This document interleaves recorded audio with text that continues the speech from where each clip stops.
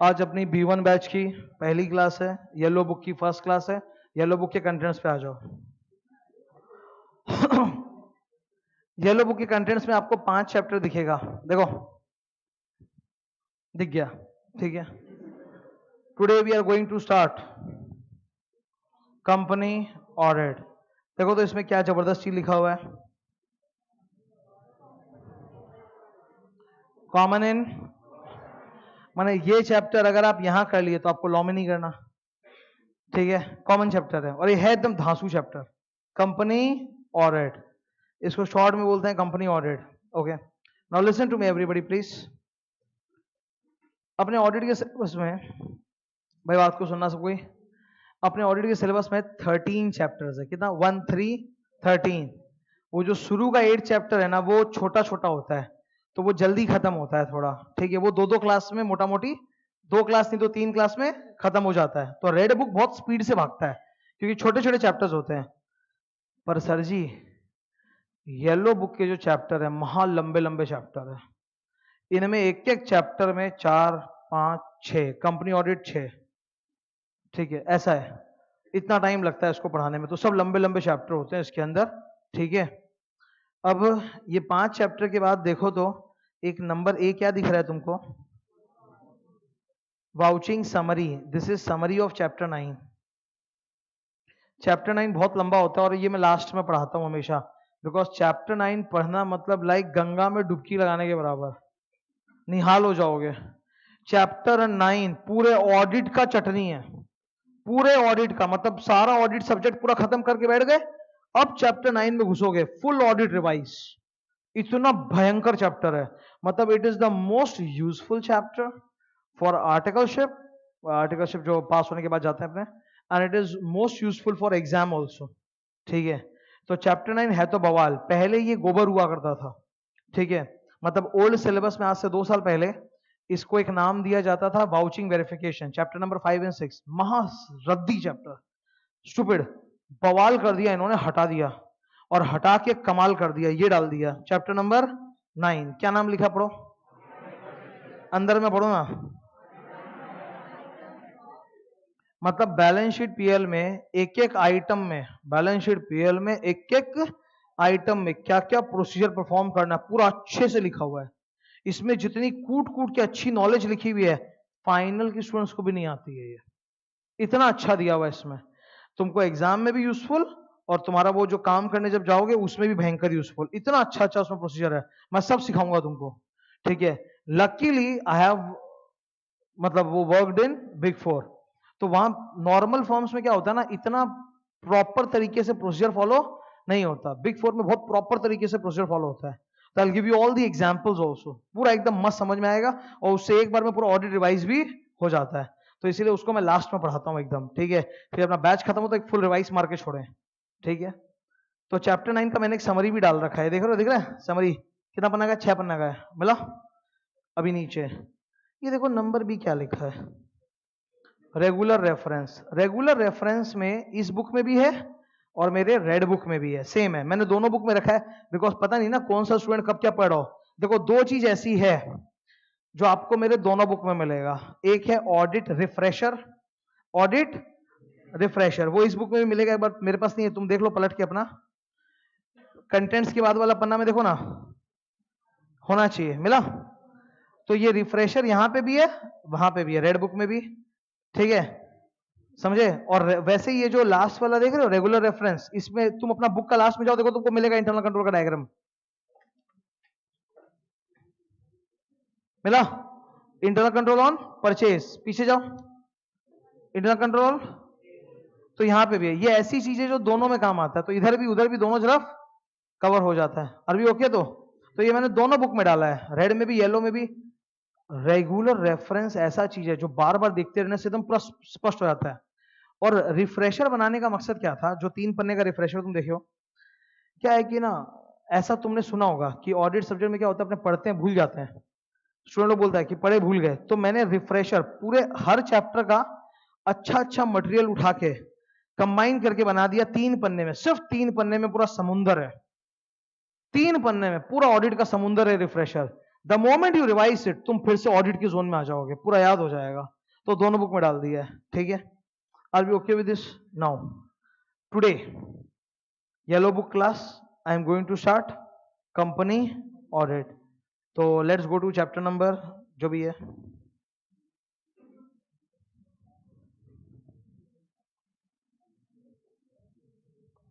अच्छा हाँ, एक सेकेंड, एक छोटा सा चीज तो बताना है। ये आप देख रहे हो 10 नंबर में चैप्टर में एक नाम लिखा हुआ है कारो। तुम लोग को बुक मिल गई, मेरा बैच चालू होने के बाद जाके एक नया कारो आ गया,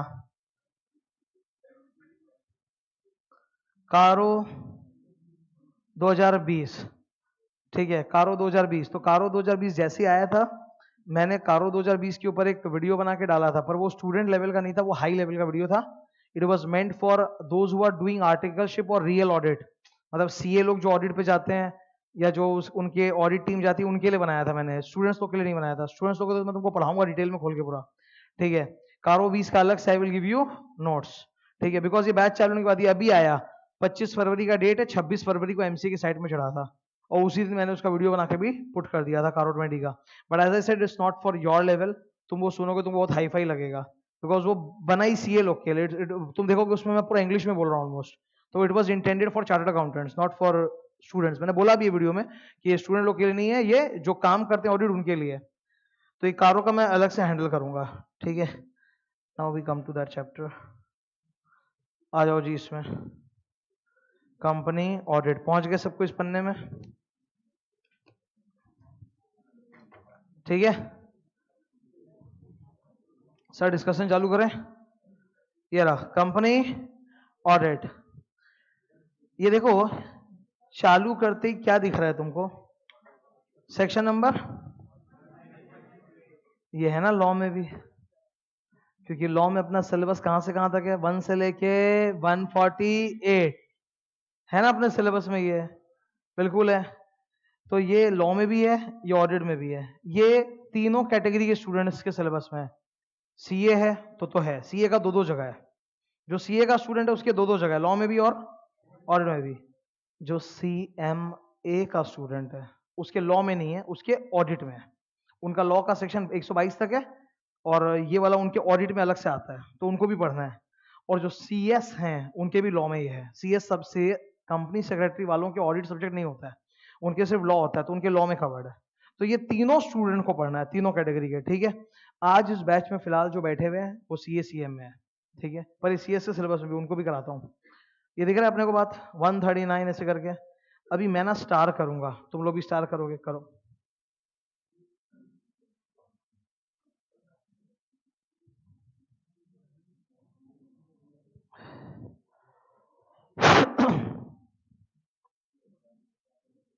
सबसे बड़ा ये 4 सेक्शंस है, सब समझ में आएगा, धीरे धीरे पढ़ाऊंगा, कोई हड़बड़ी नहीं मेरे को।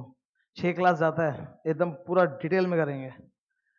सबसे बड़ा ये 4 सेक्शन है, सबसे बड़ा 139 appointment, the first step appointment of auditor, 140 removal, 139 में अपॉइंट कर रहे हो, 140 में रिमूव कर रहे हो, या फिर बंदा खुद छोड़ के जा रहा है। रेजिग्नेशन मतलब तुम हटाए कि वो खुद हटा, खुद हटा। 3 नंबर में सबसे बड़ा टॉपिक है ये, कौन ऑडिटर नहीं बन सकता, डिस्क्वालिफिकेशन। और लास्ट सबसे जबरदस्त, deserves a highlighter, duties. Auditor के कर्तव्य क्या क्या हैं, है ना, ठीक है। तो ये सेक्शंस हैं, सेक्शंस में बाद में जाएंगे, अभी तो मैं बस ऊपर ऊपर से बता रहा हूं। एक बार चैप्टर का एक वो तो होना चाहिए ना, चैप्टर का एक तुमको आइडिया हो कि भाई इतना बड़ा चैप्टर ऐसे स्टार्ट हो रहा है। और हर दिन जब अपने मिलेंगे संडे की क्लास करने को, तो पिछले संडे जो भी मैं पढ़ाऊंगा मैं हल्का सा पहले रिकैप मारूंगा और फिर मैं आगे बढ़ूंगा, तो तुमको वो भी टेंशन नहीं है, ठीक है। अभी एक आसान सा टॉपिक करते हैं, बड़ा ही हल्का फुल्का इजी सा, definition of relative. Definition of, देखो जिनको हम लोग रिलेटिव्स मानते हैं, कंपनी लॉ उनको नहीं मानता है। घर में दादा दादी होंगे, ठीक है, वो रिलेटिव्स हैं कि नहीं है? सर बिल्कुल रिलेटिव्स हैं। कहाँ लिखा है ग्रैंडफादर? कहाँ लिखा है ग्रैंडफादर, ग्रैंड मदर, नाना नानी कहाँ है? नहीं है। बोला उनको ये लोग रिलेटिव नहीं मानते। बढ़िया बात है, ठीक है। अच्छा, हम लोग के दुनिया भर के तो चाचा, मामा, ताऊ जी, बुआ जी, फूफा जी, मौसा जी, मौसी जी, एटसेट्रा वो है क्या इसमें? इंग्लिश में इन सबको अंकल बोलते हैं, मैटरनल, पैटर्नल। अच्छा, मैटरनल अंकल दो तरह का होता है, एक होता है मौसा, एक होता है मामा, ठीक है। पैटर्नल दो तरह का होता है, चाचा जी, ताऊ जी या फिर फूफा जी। नहीं है इसमें। तो मैटरनल पैटर्नल अंकल आंटी सब गायब। अच्छा, दुनिया उनकी जो संतानें हैं, जो रिश्ते में हमारा क्या लगेगा, कजिन, कजिन भाई बहन, कहाँ है? पूरा आउट। अच्छा, एक ऐसा चीज जो तुम लोग के लाइफ में भी एप्लीकेबल नहीं, मेरे लाइफ में एप्लीकेबल है। आई एम मैरिड, तो इन लॉज, अरे वाइफ नहीं रहे, इन लॉज, वाइफ की तरफ से जो रिलेटिव होते हैं या हस्बैंड की तरफ से जो रिलेटिव होते हैं उनको क्या बोलते हैं? मतलब जो चार्टर्ड अकाउंटेंट है वो तो लड़का लड़की कुछ भी हो सकता है। तो अगर सपोज मैं, तो मेरे कंटेक्स्ट में वाइफ के जो रिलेटिव्स होते हैं उनको क्या बोलते हैं? In law. या फिर अगर सीए लड़की है तो उसके पति का जो रिलेटिव्स होता है उनको क्या बोलते हैं? In laws. इन लॉज है क्या? पूरा इन लॉज का रेंज गायब है एकदम, ठीक है। तो बहुत सारे रिश्तेदार इन्होंने हटा रखे हैं। ये लोग बोलते हैं कि लॉ के अंदर, मतलब ये तो लॉ का निकला हुआ पैदाइश है। सेक्शन क्या है बोलो? 2 का 77, 2 का 77। ये लोग बोलते हैं हम लोग जब रिलेटिव बोले ना तो उसमें यही 10 आएगा। कितना? बस ये 10 जन आएगा, और ये आराम से याद रहता है, भूलने का ही नहीं है। सबसे पहले ऐसा नाम जो हम सब जानते हैं, हफ, फुल फॉर्म ये आ गया। अच्छा, हस्बैंड एंड वाइफ आएगा, बिल्कुल रिलेटिव है, husband and wife, blood relation नहीं है दोनों में क्योंकि ऑब्वियसली हस्बैंड एंड वाइफ है, पर दे आर रिलेटिव्स। अब एक एक करके, father, mother, brother, sister, son, daughter, father, mother, brother, sister, son, daughter. कमाल की बात है, ऊपर के 5 में स्टेप्स भी इंक्लूडेड है। सन में देखो स्टेप सन है, 7 नंबर पढ़ो। सन ब्रैकेट में क्या बोला? 9 नंबर में डॉटर में स्टेप डॉटर। अब ये डेफिनेशन इन्होंने बनाया, इन्होंने क्या सोच के बनाया, आई डोंट नो।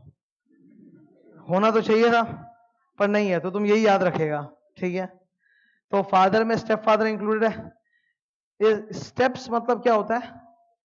स्टेप्स मतलब सौतेला, ठीक है। स्टेप्स मतलब सौतेला, नॉट अडॉप्टेड। स्टेप्स मतलब सौतेला। वैसे भी अडॉप्टेड फादर मदर होता नहीं है ठीक है। और जहां तक हम लोग इंडिया में 99% का एक ही शादी होता है, तो स्टेप्स का चक्कर आने का है नहीं। इन्होंने पक्का अमेरिका के लॉ से छापा होगा, मेरे को डाउट है, क्योंकि वहां पे 1/3 लोगों का डिवोर्स और रीमैरिज होता है। ओके, अपने यहाँ तो बॉस ये सब होते नहीं है ना, डिवोर्स रीमैरिजेस। तो हमारे यहाँ ये सब स्टेप्स का परंपरा नहीं है, फिर भी इन्होंने डाल दिया, बहुत अच्छी बात है। चलो, ब्रदर सिस्टर, वही स्टेप बाप की जो संतान होगी वो स्टेप ब्रदर या स्टेप सिस्टर रहेगी। सन में स्टेप सन आ गया, ठीक है, डाउ। डॉटर में ओनली डॉटर, ओके। फिर और क्या पैकेज में इंक्लूडेड है? सन्स वाइफ, डॉटर्स हस्बैंड, बस दैट्स द लास्ट वन। ये लोग ना ग्रैंड फादर पे जाते हैं ना ग्रैंड चिल्ड्रन पे जाते हैं, इनका बस इतना ही है। बोला रिलेटिव मतलब बस यही है, इतना याद रहेगा। मेरा एक डाउट है वो बताना चाहता हूं, ध्यान सुनो, बोर्ड पे ताकते रहियो। हाँ, 7 नंबर पढ़ो, ठीक है। एक चार्टर्ड अकाउंटेंट है, उसने एक बच्चा गोद लिया, जिसे हम कहते हैं अडॉप्टेड सन या adopted daughter. My question is, adopted son या अडॉप्टेड डॉटर आएगा कि नहीं आएगा?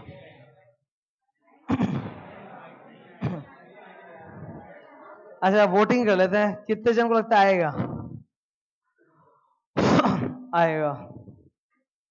अडॉप्टेड सन या अडॉप्टेड डॉटर प्रॉपर लीगली सन या डॉटर माना जाता है, तो ऑब्वियसली अडॉप्टेड बोलने की जरूरत नहीं, वो आएगा ही। अडॉप्टेड सन अडॉप्टेड डॉटर आएगा। देखो बॉस, माँ बाप अडॉप्टेड नहीं होते, भाई बहन अडॉप्टेड नहीं, ठीक है। अडॉप्टेड मतलब तुम अडॉप्ट किया, तो भाई बहन तो तुम्हारे माँ बाप अडॉप्ट करेंगे, तुम तो अडॉप्ट करके ला नहीं सकता। हम एक भाई अडॉप्ट किया आज। ऐसा तो हो ही नहीं सकता।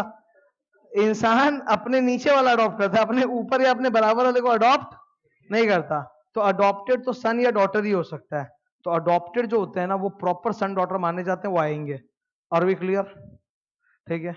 अच्छा, एक अजीब बात है मैं तुमको बताना चाहूंगा, इधर बोर्ड पे ताकते रहो, सॉलिड चीज बोलने जा रहा हूं, ध्यान से सुनियो। नॉर्मली हम लोग यही सोचते हैं कि अगर मैं तुम्हारा रिलेटिव तो तुम मेरे रिलेटिव, करेक्ट? और रियल वर्ल्ड में होता भी है।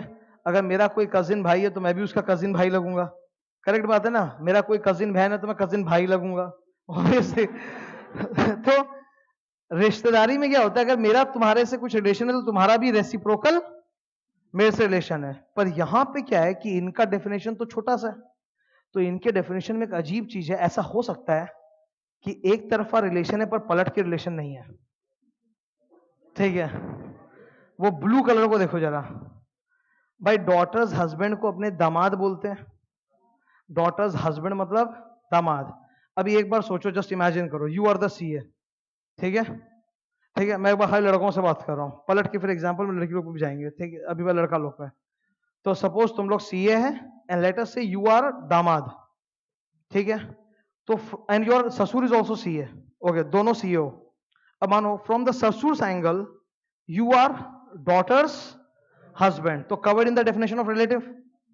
But from your angle he is father in law, not covered in the definition. ये तो कांड हो गया, ठीक है? उल्टा वैसे लड़की लोग भी सोचो, सपोज तुम लोग सीए हो, ठीक है? सीए, तो you have become CA and you are son's wife, your husband is also CA, your ससुर इज आल्सो सीए, पूरा खानदान ही सीए, ठीक है? जस्ट सोचो, तो suppose you are 8 number son's wife, बहू। तो नाउ अब सोचो, फ्रॉम एंड योर ससुर इज आल्सो सीए, तो सीए के एंगल से तो बहू सीए है, मतलब सन्स वाइफ तो रिलेटिव है, पर तुम्हारे लिए तो रिश्ते में वो ससुर लगेंगे ना।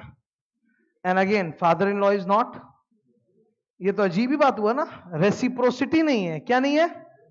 रेसिप्रोसिटी नहीं है। तो ऐसा बड़ा अजीब केस है। तो अब ऐसे केसेस में सर हम लोग क्या करेंगे? हम लोग फंस गए एग्जाम में। एग्जाम में हम क्या देंगे, क्या आंसर देंगे? क्योंकि इसका कहीं कोई भी लिखित जवाब नहीं है। तो तुम क्या करोगे? तुम यही मानोगे कि रेसिप्रोकल रिलेशंस आर कवर्ड। क्या बोला मैंने? रेसिप्रोकल रिलेशंस आर कवर्ड, मतलब अगर तुम उनके लिए सन्स वाइफ या डॉटर्स हस्बैंड हो, रिलेटिव, तो बैक वो भी तुम्हारे लिए क्या माने जाएंगे? रिलेटिव, ठीक है? That is deemed relative, that is deemed relative. लिख लो। अभी तो एक सप्ताह से ऐसा कोई क्लास नहीं है जिसमें डीम्ड वर्ड नहीं है।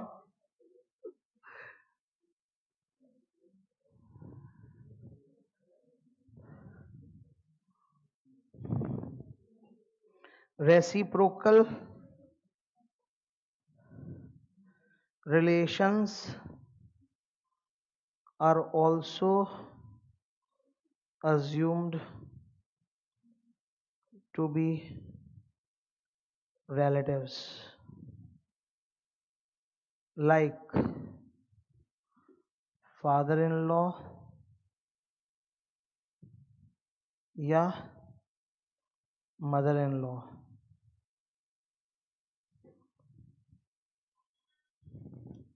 अरे मदर इन लॉ भी तो होगा, जैसे बाप होगा वैसे father in law, mother in law, ठीक है? क्लियर है? सबसे जोरदार है, कितने जन को बंगाली आता है? हाथ उठाओ हुआ, मतलब या तो खुद बंगाली या बंगाली पढ़ना आता है, ठीक है? बंगाली पढ़ना तो आता है ना, मतलब मैं तो born brought up in Bengal हूं, तो बंगाली तो पढ़ना आता है। मदर डेयरी का बंगाली लिखा हुआ देखा है कभी? इधर, बस हो गया मेरा काम, इधर ध्यान दो। Father in law, mother in law, okay. अच्छा, ब्रदर इन लॉ आएगा क्या? नहीं, क्योंकि सर ब्रदर इन लॉ में वो होता ही नहीं है। सोचो, साला और जीजा, फॉर द जीजा साला is brother in law and for the साला द जीजा इज ब्रदर इन लॉ। तो दोनों क्या है? ब्रदर इन लॉ, दोनों ही तरफ से ब्रदर इन लॉ है, तो वो तो कहीं पे भी इस लिस्ट में है ही नहीं। तो जीजा साला नॉट कवर्ड। जीजा 1 जीजा 2, साडू बोलते हैं। क्या बोलते हैं? साडू। साडू मतलब समझते हो? जीजा 1 जीजा 2। मेरा बात समझ में आ रहा है क्या? साडू, साडू का मतलब होता है जैसे कैसे समझाऊं मैं? जैसे तुम सीए हो, अच्छा ऐसे सोचो, तुम सीए, तुम्हारी वाइफ, वाइफ की सिस्टर, सिस्टर का हस्बैंड, तो तुम लोग दोनों तो बराबर लेवल पे हो गए ना। यू आर नॉट जीजा साला, यू आर जिया जिया, जिया 1 जिया 2। तो ये दोनों एक दूसरे के इंग्लिश में क्या लगेंगे? इंग्लिश में साडू लगेंगे। दोनों इंग्लिश में क्या लगेंगे एक दूसरे के? Brother in law. तो फिर से वो कवर्ड नहीं है, ठीक है, रिलेटिव में। ये क्लियर है कि नहीं है? ओके। तो यहाँ पे father in law mother in law तो ले लो, पर वो मत लेना, क्या नाम है तुम्हारा, ब्रदर और sister in law. Are we okay? ठीक है, गुड। क्या हम लोग ऐसा कर सकते हैं कि सन्स वाइफ को लिख दें डॉटर इन लॉ?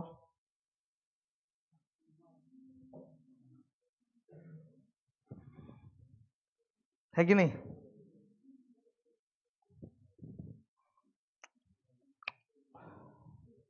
करेक्ट बोलना मैंने? डॉटर इन लॉ का मतलब यही तो होता है, बहू, सन्स वाइफ। वैसे ही डॉटर्स हस्बैंड।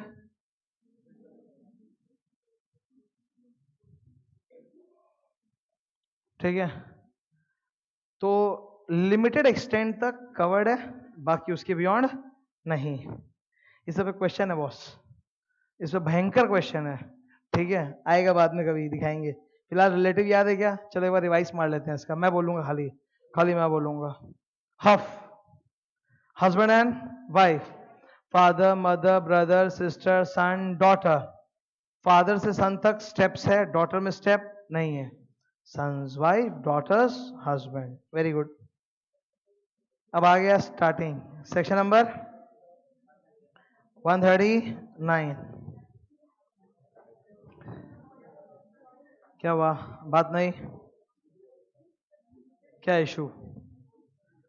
Section number 139। अभी प्रॉब्लम क्या है, ये सेक्शन में घुसते ही एक ऐसा शब्द ये लोग बोल देते हैं जो पहले नहीं पढ़ा हो तो आगे जा नहीं सकते। वो एक शब्द पढ़ाना बहुत जरूरी है। इन्होंने घुसते एक शब्द लिखा है। स्टेप 1 में पहला वर्ड क्या दिख रहा है आपको? एसी माने ऑडिट कमिटी। ऑडिट, अब ये क्या होता है पढ़ाऊंगा नहीं जब तक आगे बढ़ नहीं सकते। बीओडी तो तुम समझते हो, बोर्ड ऑफ डायरेक्टर्स। तो let us understand what is AC. आओ जी कॉपी में हेडिंग,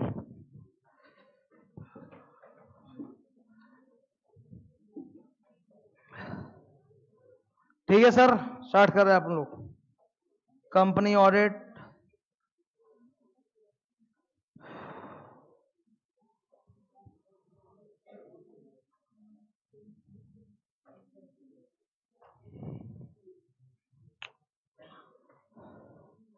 सबों को क्लियर है? इधर स्टार्ट करें। कंपनी का नाम एक्स लिमिटेड। ड्रॉ करना है, ड्रॉ करना है, ड्रॉ बहुत जरूरी है।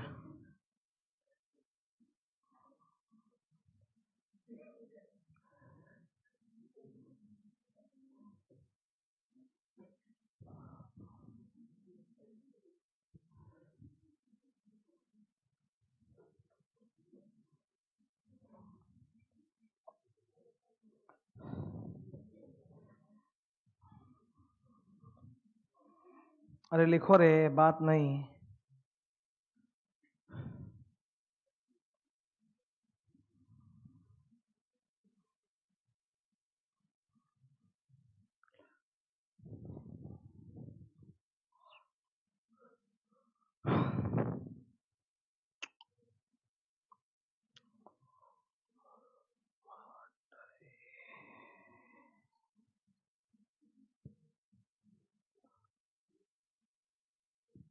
एक्स लिमिटेड, ठीक है। एक्स लिमिटेड नाम से क्या लग रहा है? Public company. ये उसका बोर्ड ऑफ डायरेक्टर्स है। क्या है? कितने डायरेक्टर्स हैं? 11। इन माय एग्जांपल कितने हैं? 11। ठीक है। अच्छा, अभी ये जो सर्कल मुंडी वाले हैं ये हैं एमडी का, एमडी तो एक ही है, एमडी का मतलब होता है मैनेजिंग, तो मैंने एमडी का मुंह काला कर दिया, ये एमडी है। और बाकी चार क्या है? होल टाइम डायरेक्टर, ठीक है। अच्छा, ये जो ट्रायंगल मुंडी वाले हैं, फुल वर्चुअल, ठीक है भाई। जो ट्रायंगल मुंडी वाले हैं क्या हैं वो?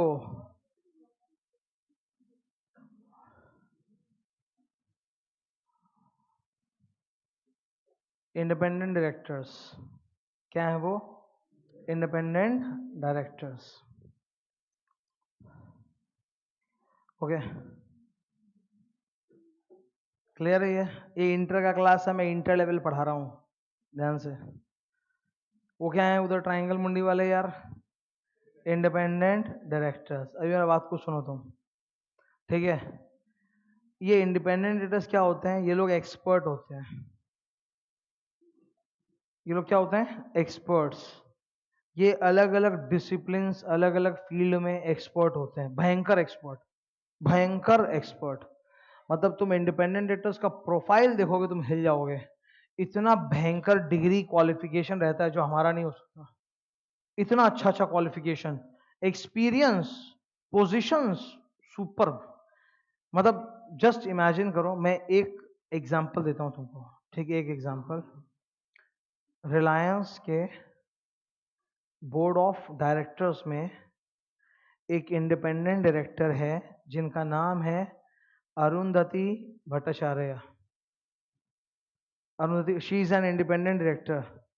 वो लेडी एसबीआई की चेयरमैन रह चुकी है। SBI, you know, state bank of, the largest bank in India, SBI, उसकी चेयरमैन रह चुकी। तुम सोचो वो मुकाम उसने हासिल कर लिया।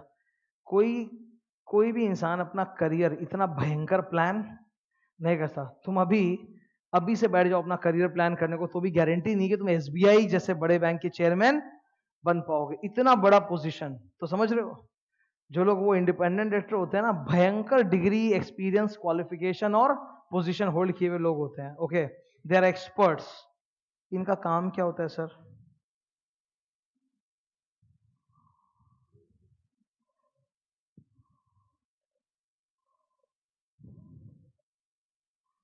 ये एडवाइस देते हैं और सुपरवाइज करते हैं।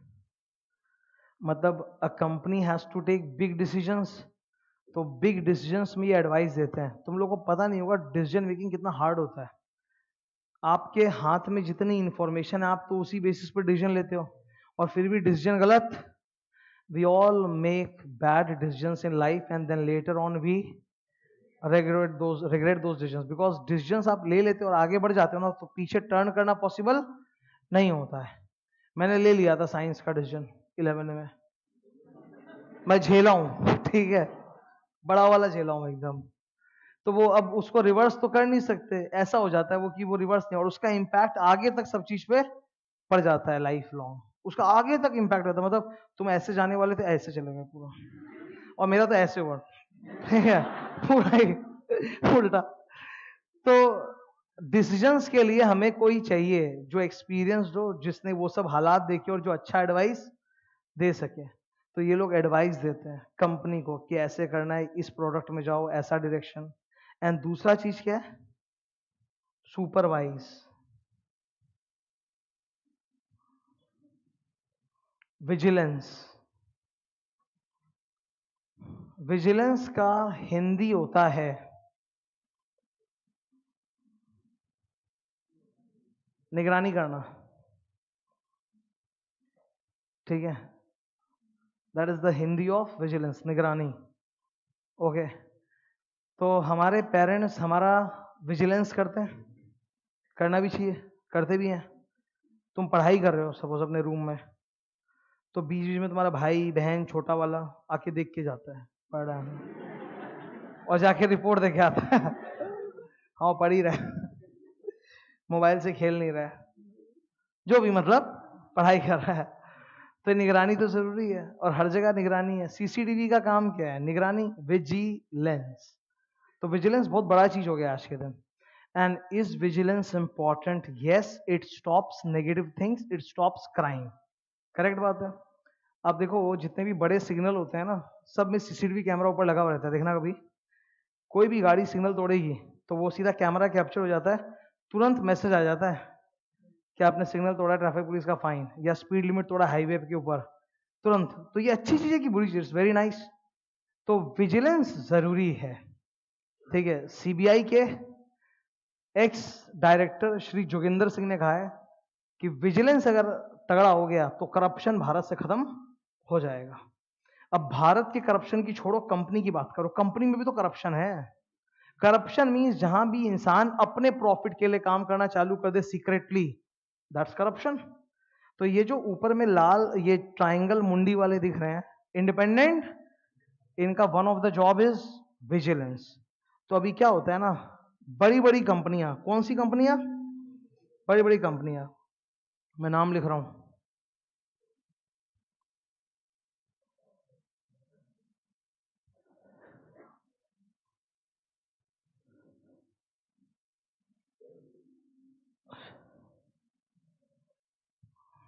देखो मैंने लिस्टेड कंपनी लिख के काट के वापस पब्लिक कंपनी लिखा. लिस्टेड पब्लिक कंपनी, देख रहे हो? रीजन बोलो. हाँ हाँ, क्योंकि there is something called listed private company. तो ये लिस्टेड प्राइवेट का बात नहीं हो रहा, सिर्फ बात किसका हो रहा है? लिस्टेड पब्लिक कंपनी का. Next, unlisted public company. ठीक है, जिसका पीयू एससी का फुल फॉर्म होता है.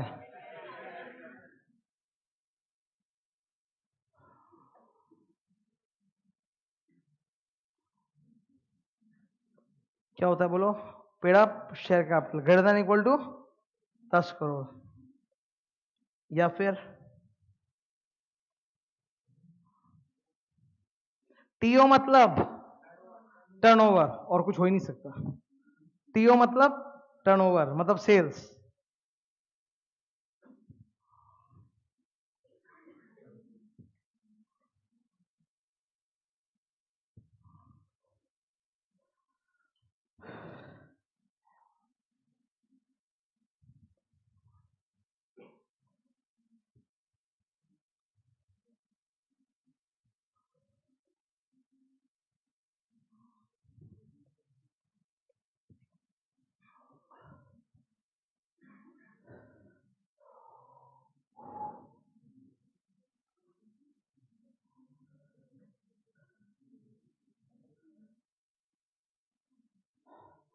Look at these 4 companies. थोड़ा सा नाम याद करते हैं एक बार. क्या बोला मैंने? Number 1 listed public company, very good. दूसरा अनलिस्टेड पब्लिक कंपनी, वो बाकी सब में वही है. नंबर्स बोलो. PUSC greater than equal to 10 crore, turnover greater than equal to, and loan. LB मतलब होता है loans and borrowings. Loans and borrowings ए सब लिखा हुआ आ जाएगा, खाली याद रखना. एलबी मतलब लोन्स एंड बोरोविंग्स. एलबी में ये सारे फिगर्स तो आप बैलेंस शीट पीएल से उठा रहे हो. बैलेंस शीट पीएल में एलबी में कोई और चीज आ रहा है दिमाग में? लोन्स एंड बोरोविंग्स ही होगा. और क्या सोच रहे हो एलबी से? गलत सोच रहे हो अगर सोच रहे हो तो. ठीक है. LB greater than 50 crore. अच्छा, do you see there is a change in sign? हाँ, 10 और 100 में इक्वल टू भी था, 50 में इक्वल टू नहीं है. Okay, coming to this one. ऐसी कंपनियों में इन्हें ना एक कमिटी बनाना पड़ता है. They have to make a committee. Committee किससे बनेगा? वही ऊपर जो डायरेक्टर्स है ना, उसी में से.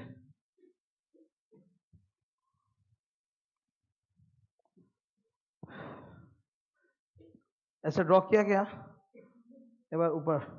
हाँ, ध्यान देने का.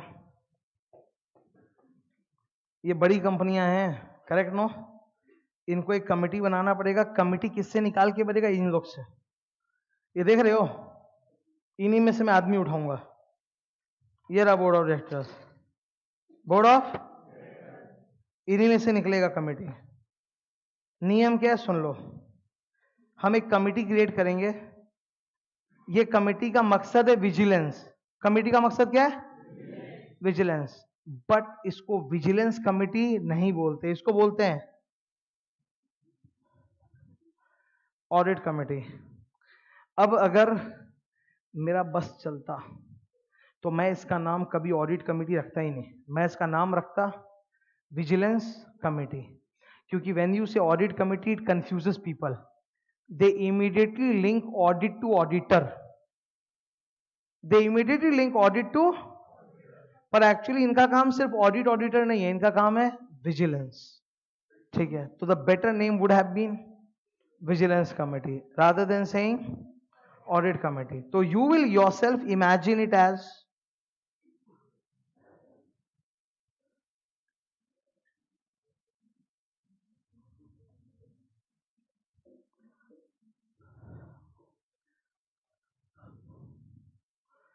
आप इसको क्या इमेजिन करोगे? विजिलेंस कमेटी सोच के आप इमेजिन करना, ठीक है। पर बोलते हैं इसको क्या टेक्निकली? Audit committee. अच्छा, इसमें ऊपर से आदमी लाना पड़ेगा, कितना आदमी लाना पड़ेगा मैं बता रहा हूं तुमको, एक बार देखना इधर। कम से कम 3 डायरेक्टर। अब सवाल उठता सर कौन से वाले? वो सर्कल मुंडी या ट्रायंगल मुंडी? बता रहा हूं।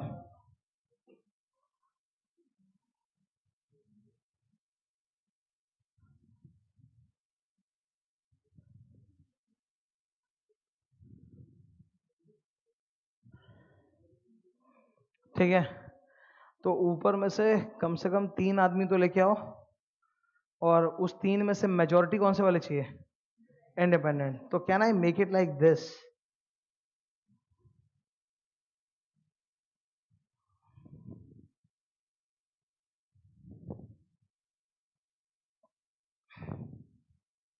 एक मैं होल टाइम डायरेक्टर को लेके आ गया और 2 मैं किसको लेके आ गया?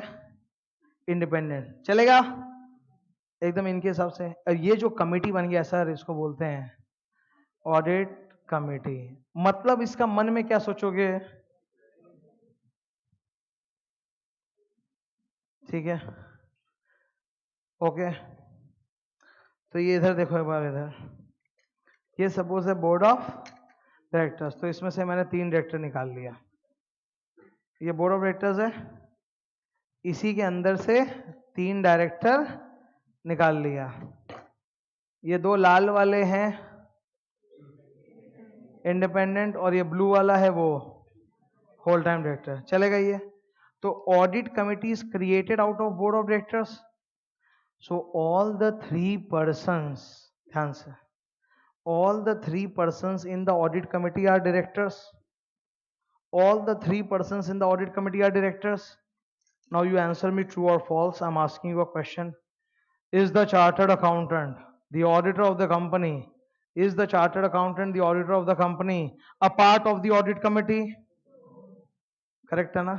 हाँ, बस यही समझना है। नो, क्योंकि स्टूडेंट को क्या लगता है ऑडिट कमेटी मतलब ऑडिटर का कमेटी, तो ये एक्चुअली नाम की वजह से गड़बड़ हो जाता है कि नाम दिया हुआ क्या है? Audit committee. अरे ऑडिट कमेटी के अंदर ऑडिटर नहीं होता, ऑडिट कमेटी के अंदर कौन होता है? डायरेक्टर होता है। Are we okay? अच्छा, इनका काम क्या है?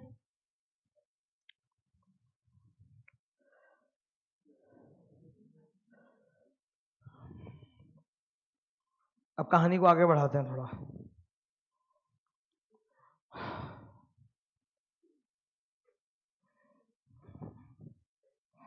लिखा सबों ने, ठीक है। इनका काम क्या है? विजिलेंस। नाउ लिसन टू मी।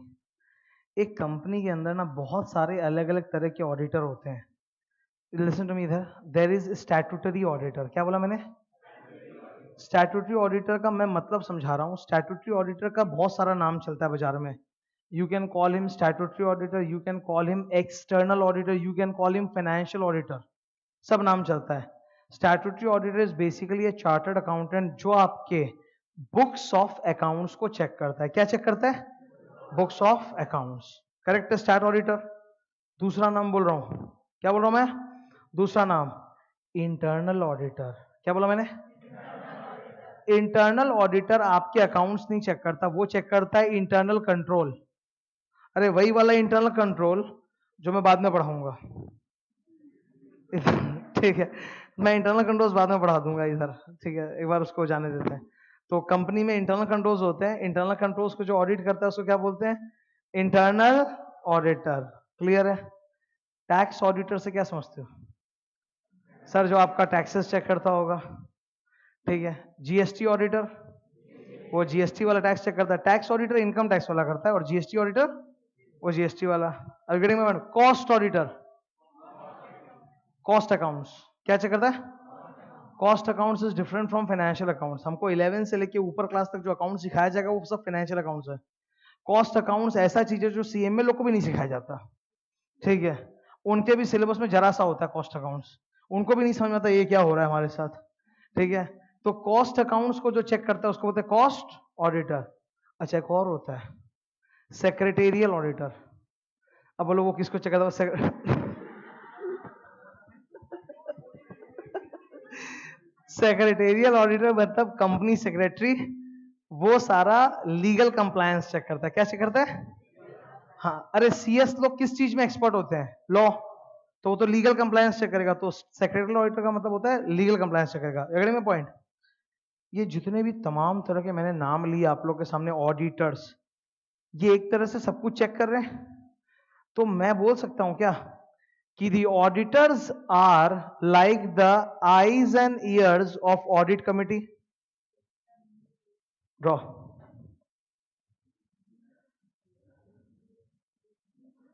ये अपना स्टैट्यूटरी ऑडिटर,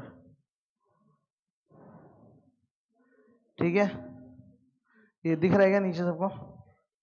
ये मैंने नीचे बनाया स्टैट्यूटरी। अच्छा, टैक्स ऑडिट भी अपने ही करते हैं, समझा गया? जो लोग स्टैट्यूटरी ऑडिटर होता है ना वही करता है टैक्स ऑडिट। क्यों कैसे वो बाद में आएगा, मैं बोल रहा हूं भरोसा, ठीक है। तो जो जो सीए आपका स्टैट ऑडिट करता है ना, आप अपना इनकम टैक्स ऑडिट भी उसी से कराते हो। मैं बोल रहा हूं बस मान लो बस, ठीक है, बाद में पढ़ा दूंगा डिटेल में। दूसरा,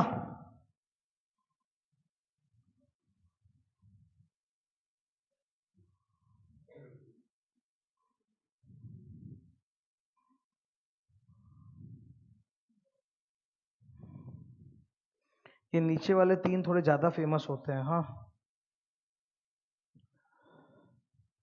अपने सिलेबस में सब आएगा बॉस, सब आएगा अपने सिलेबस में। इनका नंबरिंग कर देंगे थोड़ा।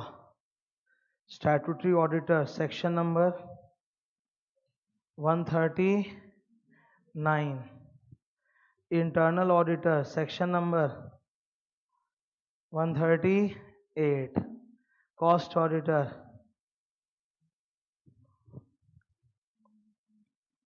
ये समझ गए क्या? ये नंबर क्या है? क्या ये नंबर? सेक्शन नंबर, ठीक है। अरे ये तीनों सेक्शन सिलेबस में है कि नहीं है ना?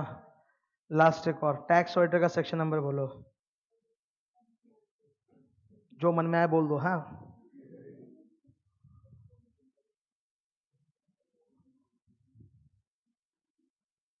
44AB of not this company law but income tax act.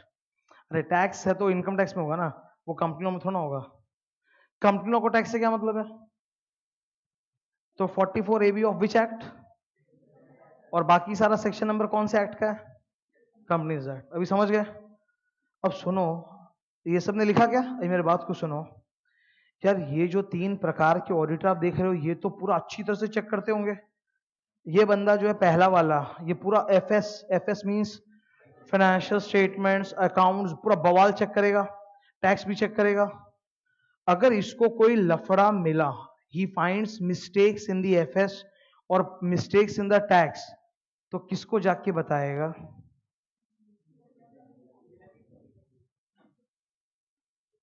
इनको जाके बताएगा कि नहीं बताएगा? तो जाके इनको वो रिपोर्ट करेगा, बोलेगा अरे भयंकर गड़बड़ है आप लोग के एफएस में और टैक्स में। उनका काम विजिलेंस करना है, तो खबर मिली कि नहीं मिली? तो ऐसा लगता है जैसे ऑडिटर इज लाइक अ गुप्तचर ऑफ द ऑडिट कमिटी। मैंने बोला था ना, आईज एंड ईयर्स। इनको जो भी पता चलेगा जाके उसको बताएंगे कि आप लोग ये गड़बड़ हो रहा है, आप लोग विजिलेंस करो ना, हम बता रहे हैं आपको क्या गड़बड़ हो रहा है। वैसे ही सोचो इंटरनल ऑडिटर, उसको कंपनी के प्रोसेसेस सिस्टम्स में गड़बड़ मिला, फ्रॉड मिला, ठीक है, ऊपर बताएगा जाके, ऊपर बताएगा जाके, ओके।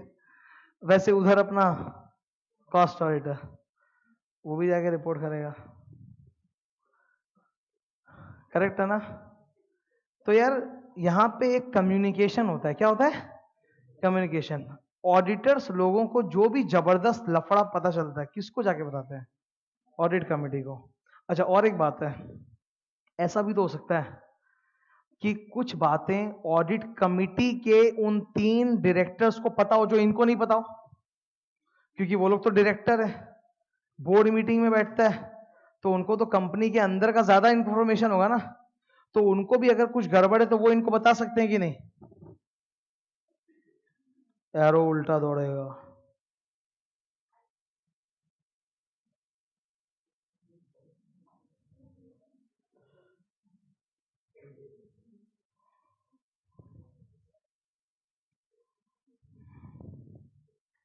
ठीक है, इस डायग्राम द्वारा एक बात तो समझ में आ गई कि ऑडिटर्स और ऑडिट कमिटी के बीच में बहुत कम्युनिकेशन होता है। ऑडिटर अपने ढूंढी हुई चीजें उनको बताता है, और वो लोग जो जानते हैं वो इसको बताते हैं। तो there is a deep communication between the auditor and audit committee. समझ में आ रहा है मेरा बात? ये क्लियर समझ में आ रहा है? इसीलिए ऑडिटर के सिलेक्शन में, इसीलिए ऑडिटर के सिलेक्शन में इन तीनों का ऊपर ऊपर जहां मेरा हाथ है ऑडिट कमेटी, इनका बहुत बड़ा रोल है, इनका बहुत बड़ा रोल है। मतलब देखो, ऑडिटर को अल्टीमेटली अपॉइंट तो तुम लोग करोगे, who are you? Share holders. परंतु somebody has to select and propose a name ना। ऐसा थोड़ा ना कि तुम लोग एजीए में आओगे तो कंधे में उठा के लाओगे हमारा ऑडिटर कैसा हो ऐसा हो, no no, they will propose a name. तो who will select and propose a name? Audit committee. Audit committee नाम सेलेक्ट करता है कि कौन हमारा अगला ऑडिटर होगा, ठीक है? तो यही लोग सेलेक्ट करते हैं, प्रपोज करते हैं, फिर तुम्हारे सामने नाम रखते हैं, तुमको पसंद है तो हाँ, नहीं तो वो तो अलग बात है। यहां तक क्लियर है? एक बार ऊपर करूं मैं? अभी सुनो मेरा बात। यार ये ऑडिट कमेटी हर कंपनी में होता है क्या? कौन सा कंपनी? इसको याद रखने के लिए बोलेंगे,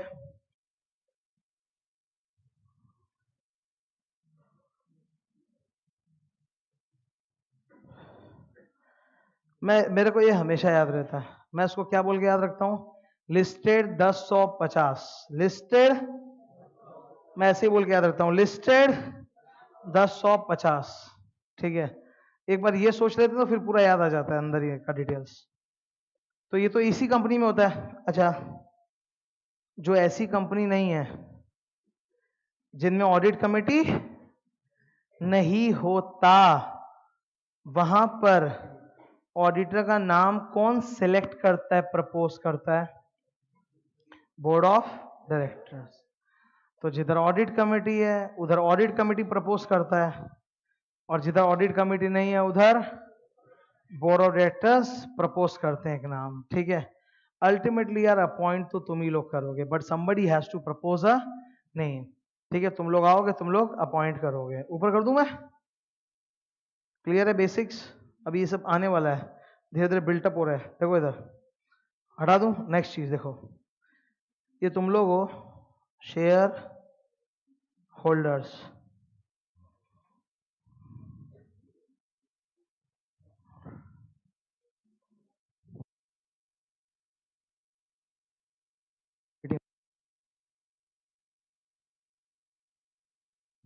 इधर ध्यान दो। शेयर होल्डर्स, तुम लोग शेयर होल्डर्स हो, एनुअल जनरल मीटिंग में आए हो, तो तुम लोग को फैसला लेना है ना, तुम लोग दो प्रकार के फैसले ले सकते हो, दो प्रकार के। वी कॉल इट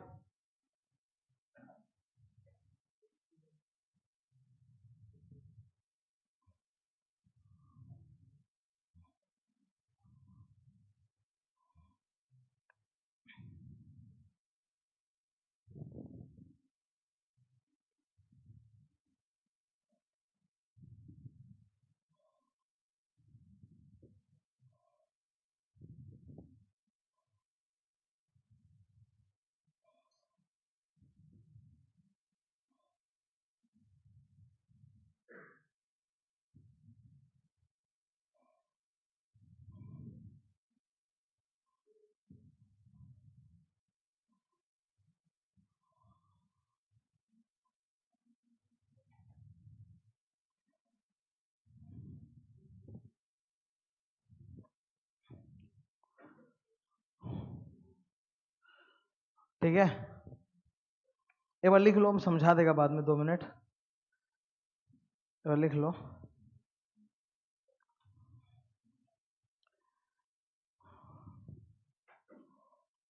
स्टार्ट कर सकते हैं, डिस्कशन कर सकते हैं। अच्छा, ये चीज ऐसी है कि मेरे को आज पढ़ाना पड़ेगा, ये आता लॉ में पर मेरे को आज पढ़ाना पड़ेगा, बिकॉज इसके बिना आगे नहीं बढ़ सकते। ठीक है, तो थोड़ा मेरे को बताना पड़ेगा, सुन लो। दो प्रकार के रेजोल्यूशन होते हैं। रेजोल्यूशन वर्ड का मतलब होता है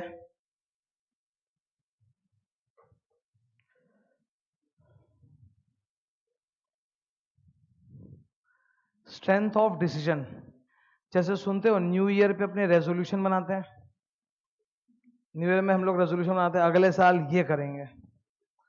it's a very strong decision. अब देखो, 4 चीज सोचोगे तो 2 होगा 3 होगा, ये तो लाइफ की वो है, इसमें इतना तो अपने लिए भी कोटा बना के रखना ही पड़ेगा ना।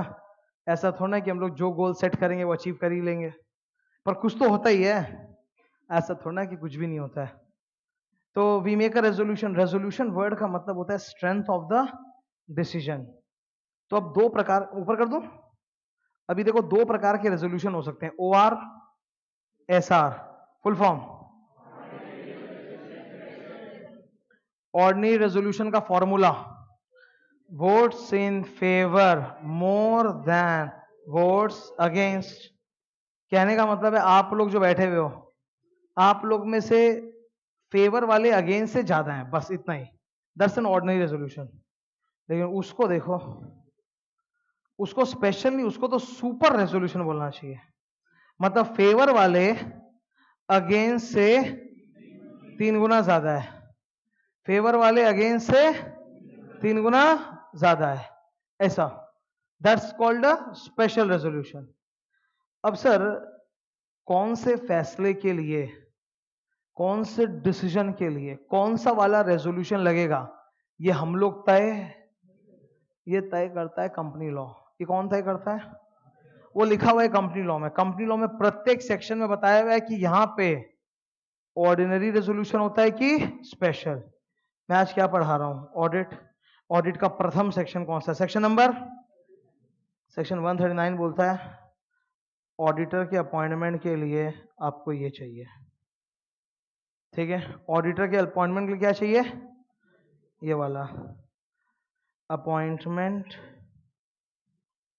ऑफ ऑडिटर एट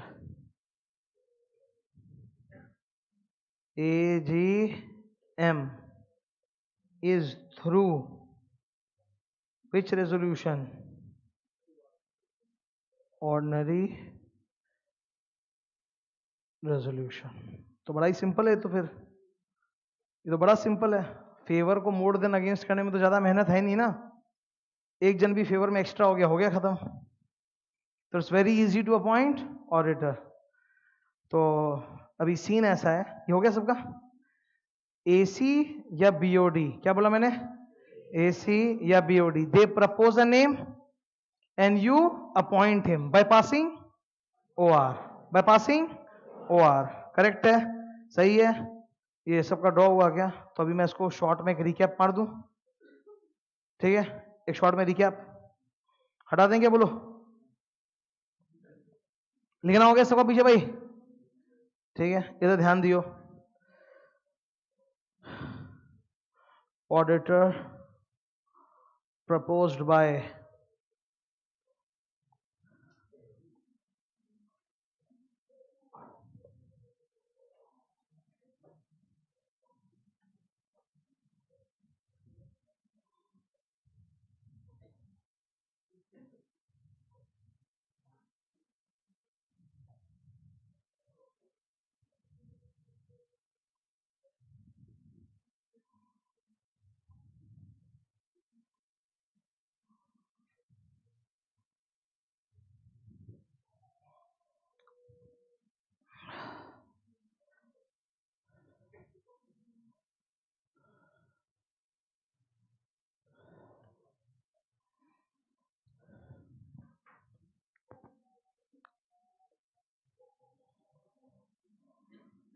ये म्यूजिकल भौंक रहा है एकदम।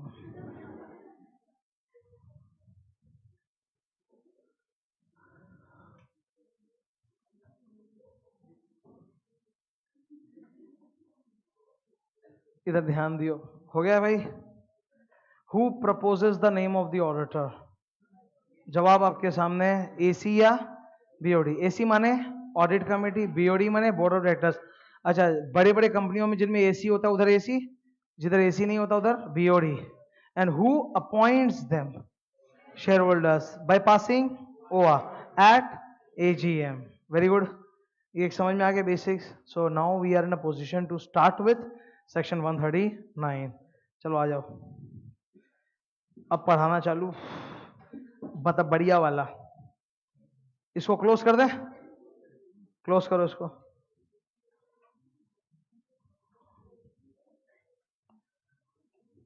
हाँ सही है, तो ठीक है, लेट्स स्टार्ट। अपने सिलेबस में है, सबसे पहला सेक्शन आ रहा है, don't turn your book copy, खाली बोर्ड पे ताको। सबसे पहले क्या दिख रहा है बोलो? सेक्शन नंबर, बहुत बड़ा सेक्शन है, बहुत ही बड़ा सेक्शन है, 4-5 पेज तक तो पक्का जाता है। ये 139 चालू हुआ, पहला नाम क्या दिख रहा है? Appointment of auditor. स्टेप्स गिनो, स्टेप 1, ओके बस पलटो, मतलब डोंट पलटो, इधर ही देख लो। फिर अगला 139 में और क्या नाम लिखा है बोलो? Rotation of auditor and cooling period. फिर वापस auditor in government company, first auditor, filling of, not filing, filing में सिंगल एल होता है, फिलिंग में डबल एल। देखो इधर, देख 2 एल है, देख, देखा देखा, फिलिंग ऑफ कैजुअल। कुछ स्टूडेंट्स होते हैं सारा समझ जाते हैं, पर पता नहीं एग्जाम में जब लिखते हैं तो इतना गंदा लिख के आते हैं कि सामने वाले को डाउट हो जाता है कि इसको पास करना है क्या। भाई देखो, आप एक बात को समझो, आई am not saying that you should have a very beautiful handwriting, but at least your handwriting should be legible, and उसमें स्पेलिंग मिस्टेक्स एकदम ना के बराबर या मिनिमम होने चाहिए, because that is the first impression. मैं तुम लोग को जानता हूँ, तुम्हारे टीचर्स तुमको जानते हैं, तुम्हारे माता पिता तुमको जानते हैं, वो बंदा नहीं जानता जो पेपर चेक करेगा। वो तुम जो 36 पन्ने का अपना साइन करके दोगे बुकलेट, उसको वही मालूम है बस। तो उसमें सबसे फर्स्ट इंप्रेशन तुम्हारे बारे में, उसको कुछ नहीं पता तुम्हारे बारे में, तुम्हारा नाम, सरनेम, जेंडर, रिलीजन, नथिंग, खाली तुम्हारा वो 36 पन्ने का 36 पेज का जो आंसर का बुकलेट है वो दिख रहा है। अब उसमें सबसे पहला तुम्हारा इंप्रेशन क्या दिख रहा है उसको? Handwriting and your spelling mistakes. The moment he sees lot of spelling mistakes and गोबर हैंडराइटिंग, ही अंडरस्टैंड्स। इसका तो टाइम बाद में आएगा, ये अगली बार जाएगा, समझ रहे हो? तो भाई थोड़ा सा साफ सुथरा लिखना है और स्पेलिंग मिस्टेक्स कम करनी है। 139 क्या लिखा है? Filling of casual vacancy. फिर वापस देखो, बाप रे, अब जाके खत्म हुआ। अब क्या आया? अब सवेरा आया 140। मतलब 139 कितना बड़ा सेक्शन है। एक बड़े सेक्शन को अगर आपको कंट्रोल में लाना है तो सबसे पहले एक छोटा सा समरी डायग्राम होना चाहिए, वेरी स्मॉल, कि आई शुड नो कि 139 में कितने टॉपिक्स पढ़ने हैं। तो when you read at home you know that okay there are these many topics to be done. Draw.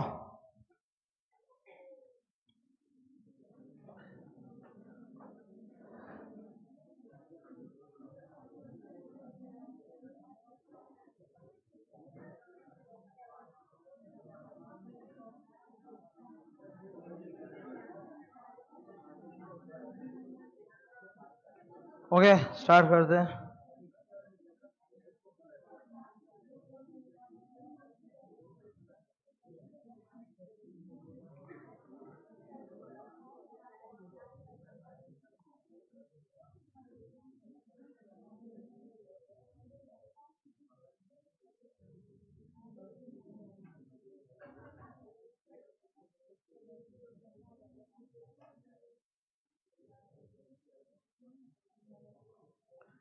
So board पे आप ताको, how many topics are there in 139?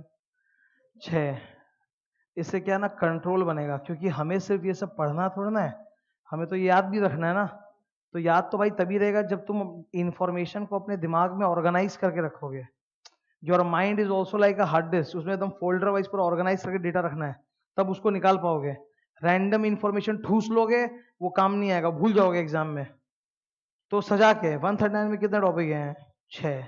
पहला टॉपिक अपॉइंटमेंट, वो दिख तो रहा है, समझ तो गए ना, शॉर्ट में लिखा है मैंने। How many steps are there in appointment? Can you see 4 steps? ठीक है। सेकंड टॉपिक बोलो आप, rotation and cooling. Third, government company. चौथा, फर्स्ट ऑडिटर। पांचवा, सीवी मतलब कैजुअल वैकेंसी। सीवी मतलब जो, मतलब इस चैप्टर में सीवी मतलब कैजुअल।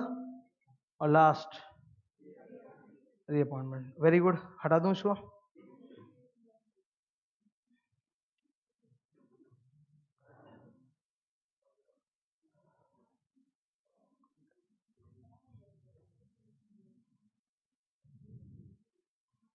बोलोगे तो ऊपर करेंगे, ठीक है।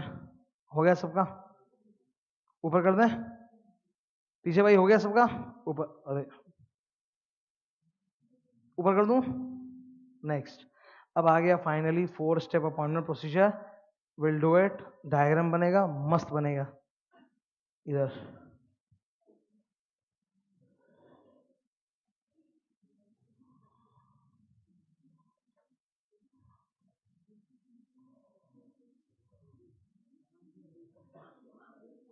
1 2 3 4, ठीक है। ये जो डायग्राम मैं बना रहा हूं ना, इसे टाइम लाइन डायग्राम कहते हैं। क्या कहते हैं? Time line. टाइम लाइन का मतलब है कौन सा स्टेप पहले, एक सीक्वेंस होगा ना।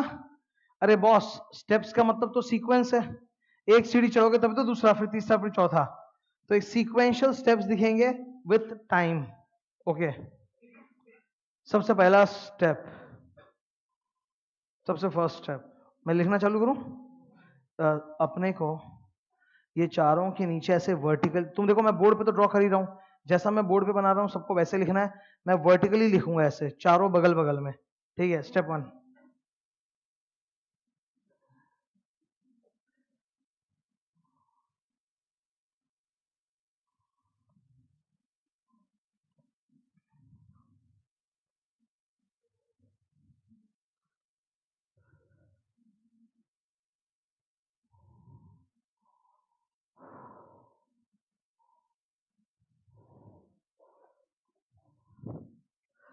ना लंबा होगा नहीं इसके अंदर नीचे।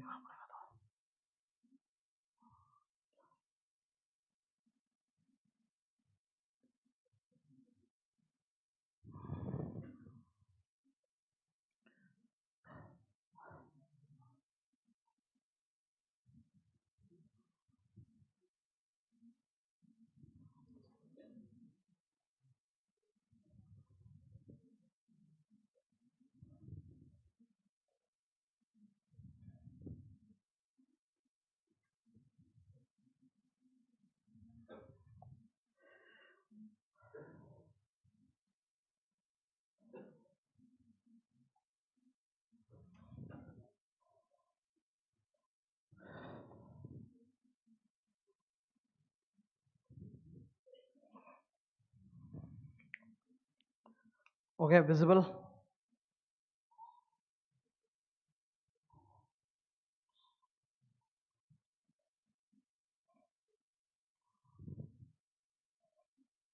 ठीक है।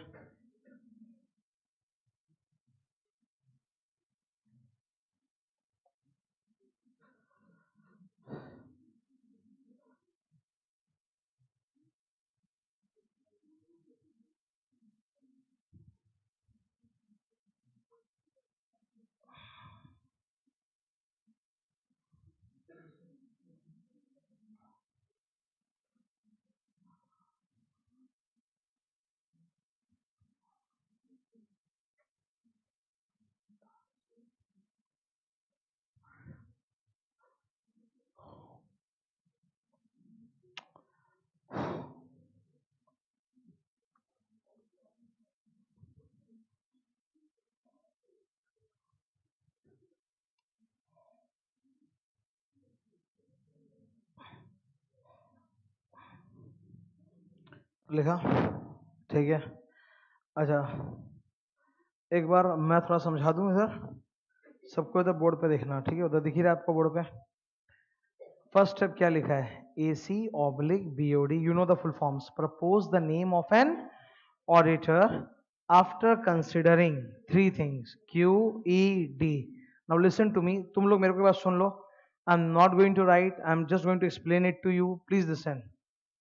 ऑडिटर सिर्फ चार्टर्ड अकाउंटेंट होता है, और वो भी इन प्रैक्टिस। क्या बोला मैंने? CA in practice. There are three types of CA in practice, CA in service, and third जो दोनों ही नहीं है, ठीक है? तो ऑडिट करने का हक सिर्फ और सिर्फ प्रैक्टिसिंग CA को है। तुम लोग जैसे कल अगर CA बन गए और नौकरी में चले गए तो तुम ऑडिट नहीं कर सकते। हाँ, अगर तुम CA फर्म में ही नौकरी करने गए तो तुम ऑडिट करोगे। मतलब जैसे मैं तो KPMG में गया था, तो CA फर्म है, तो वहां तो मैं ऑडिट किया ही। पर अगर मान लो मैं CA फर्म में नहीं जाता, मैं किसी इंडस्ट्री में, कंपनी में जॉब करता, तो मैं ऑडिट नहीं कर सकता। ओके। दूसरी बात है, जो लोग CA इन प्रैक्टिस होते हैं वो लोग तीन तरह से काम कर सकते हैं, या तो एक प्रोप्राइटरशिप की तरह, या तो एक प्रोप्राइटरशिप की तरह, या फिर एक पार्टनरशिप फर्म की तरह, या फिर LLP। बस यही तीन अलाउड है। CAs in practice they can not form company, क्योंकि ऑडिट सिर्फ एक LLP या फर्म या सोल प्रोप्राइटरशिप कर सकता है। LLP या पार्टनरशिप फर्म या सोल प्रोप्राइटर, यही लोग कर सकते हैं और कोई नहीं कर सकता है, ठीक है? तो अब आप जिनको अपॉइंट करोगे, आपको क्या देखना है? क्वालिफिकेशन। सर वो बड़ा चीज नहीं है, क्वालिफिकेशन माने CA डिग्री। तो CA फर्म के अंदर जो भी पार्टनर होगा सबका सब क्या होगा? तो क्वालिफिकेशन सर बड़ा चीज है। एक्सपीरियंस। एक बात सोचो, तुम में से ये मेरे सामने 4 जन बैठे हुए हैं, ठीक है? ये चारों पास हो गए, CA बन गए, और चारों ने डिसाइड किया हम लोग एक फर्म खोलेंगे। इन्होंने फर्म खोल लिया और ये सीधा रिलायंस के पास गए, हम आपका ऑडिट करने आए हैं। और बोले अरे आप लोग एक्सपीरियंस क्या है? You all are ACA। ACA का मतलब होता है पहला 5 साल तक इन लोग क्या बोलेंगे? ACA, associate CA। फिर उसके बाद क्या बनेगा ये लोग? FCA, fellow CA। और बोलेगा कि और कितना कितना क्लाइंट का ऑडिट किया है, तो लोग गिनाना चालू करेगा, छोटा ऑडिट, छोटा ऑडिट, छोटा ऑडिट, छोटा ऑडिट, मतलब जो छोटा छोटा क्लाइंट। तो क्या वो रिलायंस जैसा ऑडिट संभाल पाएगा क्या? तो एक्सपीरियंस मतलब होता है कि वो लोग आपके फर्म का दूसरा क्लाइंट्स भी देखेंगे। मेरा बात समझ रहे हो? They will look at your clientele, कि आपके यहाँ जो CA लोग हैं वो ACA हैं, कितने FCA जन हैं, आप लोगों ने और कौन कौन से कंपनी का ऑडिट किया हुआ है, वो सब बहुत जरूरी है। उसको बोलते हैं एक्सपीरियंस। वो एक्सपीरियंस खाली उम्र से नहीं आता। बहुत there are lot of CAs जिनको 25 साल हो गया प्रैक्टिस करते हुए, पर उन्होंने बड़ी कंपनी का ऑडिट नहीं किया। तो फिर experience does not come from age, experience comes from clientele, कि आपका क्लाइंटेल कैसा है, ठीक है? और तीसरा क्या है, सुनियो, एक बार ही बोलूंगा, जबरदस्त समझ में आएगा। सुनो, जब अपने CA बन जाते हैं ना, तो अपने ऊपर एक कानून लागू होता है, which is called chartered accountant act 1949। अब रुको, इस एक्ट के लास्ट में 2 शेड्यूल है। कितना शेड्यूल? 2 शेड्यूल है, ठीक है? वो 2 शेड्यूल में मिला के 34, कितना बोला मैंने? 34 मिसकंडक्ट लिखा हुआ है। क्या लिखा हुआ है? मिसकंडक्ट मतलब तुम अगर CA हो तो ये सब घटिया हरकत नहीं करने का, बिल्कुल ही मत करना, ठीक है? अगर किया तो CA इंस्टीट्यूट तुम्हारे खिलाफ क्या लेगा? Disciplinary proceeding. क्या लेगा? Disciplinary proceeding.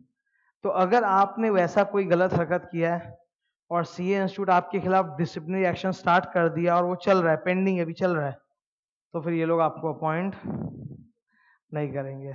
तो किसी से भी पंगा लेना, इंस्टीट्यूट से नहीं लेना, ठीक है? अगर डिसिप्लिनरी प्रोसीडिंग चालू हो गया तो ऑडिट तो काम मिलना नहीं है। समझ गए ना? जैसे आई will give you one example. वैसे इंस्टीट्यूट किसी का बेबात का कुछ करता भी नहीं। एक चार्टर्ड अकाउंटेंट है, अब मैं रियल एग्जांपल दे रहा हूँ, ये रियल एग्जांपल दे रहा हूँ। एक चार्टर्ड अकाउंटेंट ने एक बुक लिख दी थी, how to evade income tax. ये रियल एग्जांपल है। पीसी पारेख का फाइनल में आता है, बुक लिख दिया how to evade income tax, और उसमें पूरा एडवाइस सजेशन सब दिया, ऐसे करो ऐसे करो ऐसे करो ऐसे करो, तो पूरा। नाउ कॉमन सेंस की बात है, it's an intelligent book, okay all that, but is it the duty of a chartered accountant to teach people how to evade tax, or he should teach people how to pay tax? तो ये जो आपने किया, इससे नाम खराब हुआ, खाली उसका नहीं पूरी फ्रेटर्निटी का नाम खराब हुआ। तो इंस्टीट्यूट ने उसको डीबार कर दिया था। डीबार मतलब उसका सीओपी कुछ समय के लिए कैंसिल कर दिया था। ये मामला सुप्रीम कोर्ट तक पहुंच गया था, नहीं सुप्रीम कोर्ट नहीं, गुजरात हाई कोर्ट तक पहुंचा था। और गुजरात हाई कोर्ट ने क्या शेक्सपियरियन इंग्लिश में उसको गाली सुनाया, मतलब मैं वो जजमेंट कभी मौका नहीं, मेरे पास टाइम नहीं है, वो ऊपर की क्लास में आता है फाइनल में। वो जजमेंट के अंदर गुजरात हाई कोर्ट ने उसको क्या क्या बोला, क्या क्या बोला, यू हैव पूपूड द इंस्टीट्यूट, ऐसे ऐसे बोला है, एकदम अलग अलग बात पूरा सुना के, ठीक है।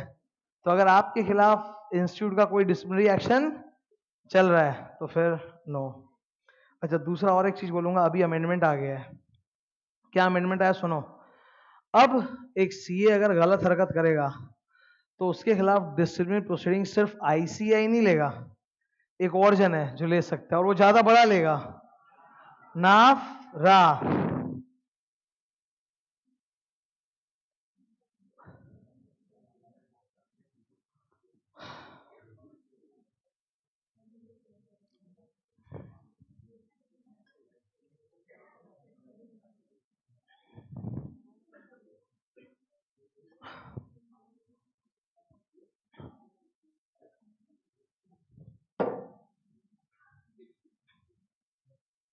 नाफरा, ठीक है, NF.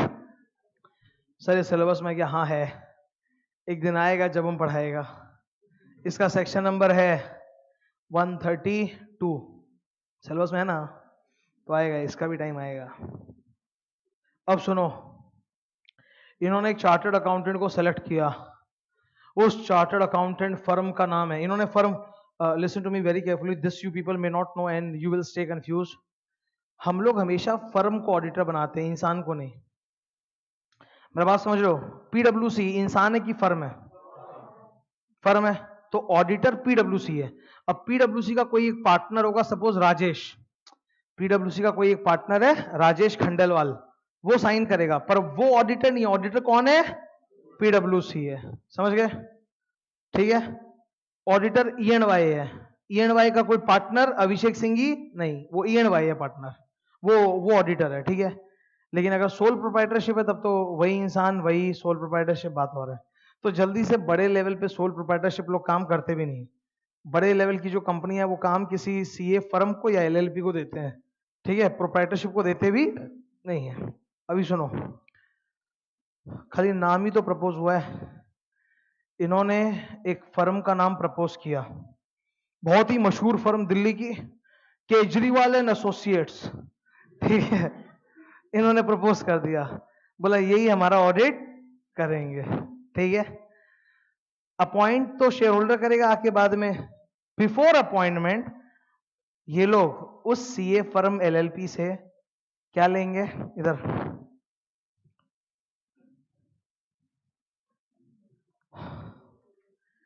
4 point certificate, 4 point certificate, उसमें क्या क्या लिखवा के लेंगे देख लो जरा।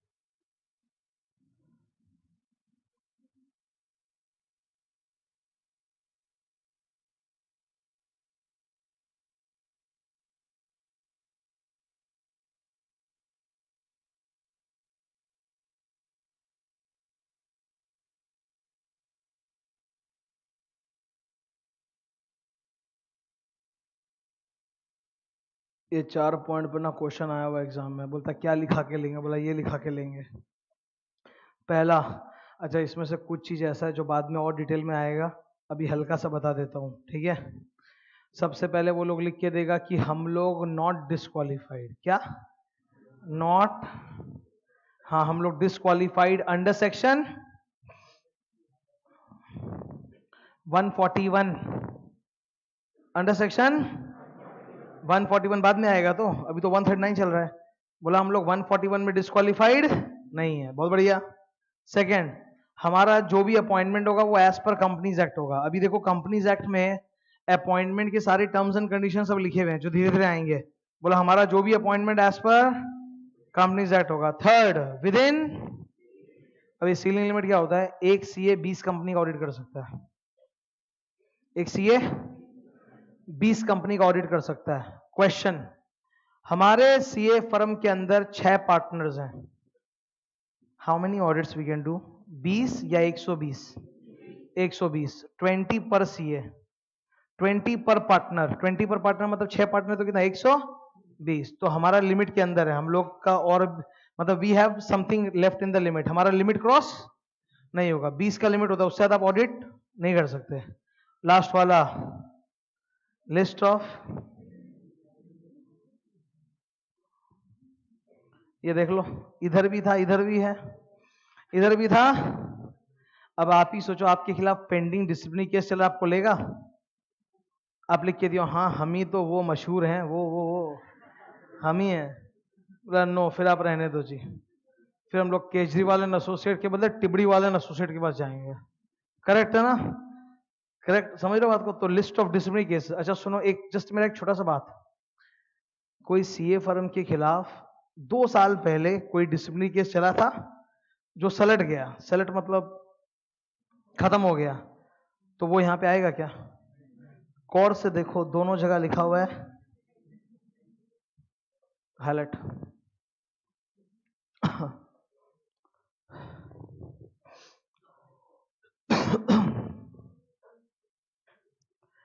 नाम भी प्रपोज हो गया, 4 पॉइंट सर्टिफिकेट भी आ गया, अब बस चाहिए शेयर होल्डर का आशीर्वाद। Appointment at AGM, appointment at AGM, तुम लोग आओगे और क्या पास करोगे?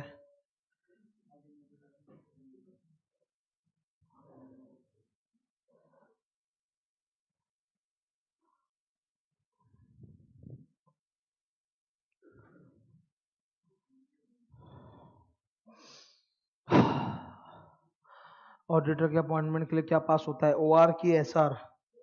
OR, ठीक है। सेकेंड एंड वेरी इंपॉर्टेंट, थोड़ा सा मेरे को अच्छे से बताना पड़ेगा, धीरे जाते हैं, एक बार सुनियो। लिखना हो गया क्या? बात करें,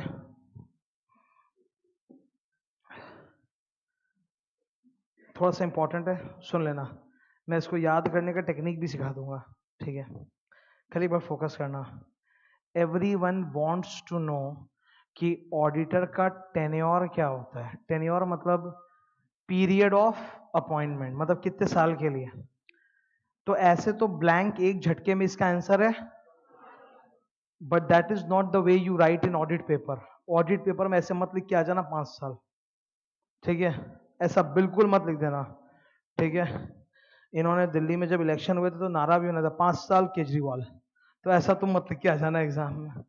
you can not right 5 years, because आप 5 years का मतलब क्या समझते हो, मैं बता रहा हूं, सुनते जा रहे खला। क्या 5 years मतलब 5 कैलेंडर ईयर्स? कैलेंडर ईयर जानते हो, जनवरी से? नहीं। क्या इसका मतलब 5 फाइनेंशियल ईयर है, 1 अप्रैल से 31 मार्च तक, ऐसे 5 नहीं। ऑडिटर अपॉइंट कहां होता है? AGM में। ऑडिटर अपॉइंट कहां होता है? सपोज सुनो, गिनती करियो उंगली पे, यहां पे मैथ्स में मिस्टेक होता है लोगों से, ठीक है, अपना मैथ्स साफ रखना। जिस AGM में आपको अपॉइंट कर रहे हैं उसको सपोज आप फर्स्ट मानो, क्या मानो? मैं ये नहीं बोल रहा हूं कि वो कंपनी का फर्स्ट AGM है, हो भी सकता है नहीं, पर जिसमें अपॉइंट हुआ उसको क्या मानोगे? फर्स्ट। ठीक है, करेक्ट बोला ना, उसको मानोगे फर्स्ट एजीएम। तो आप 5 साल गिनो, फर्स्ट में हम अपॉइंट हुए तो 5 साल गिनो, second, third, fourth, fifth, sixth. तो यानी आपका टेनर खत्म कब होगा? 6th AGM. अब चेक करो मैथ्स, फर्स्ट से 6th 5 साल होता है ना, सोच लो, इसमें मैथ्स में तो गड़बड़ नहीं ना, 6 तो नहीं आ रहा ना आंसर।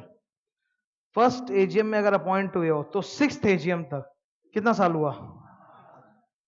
6 - 1 5। तो आप फर्स्ट एजीएम आज समझो, आज की गिनती कितनी मानोगे? फर्स्ट। तो आप कब हटोगे? 6th पे। R be getting my point? अच्छा, मैं अब तुमको एक फिगर बोलूंगा, सोच के बोलियो। अगर आज 37th एजीएम है तो बताओ,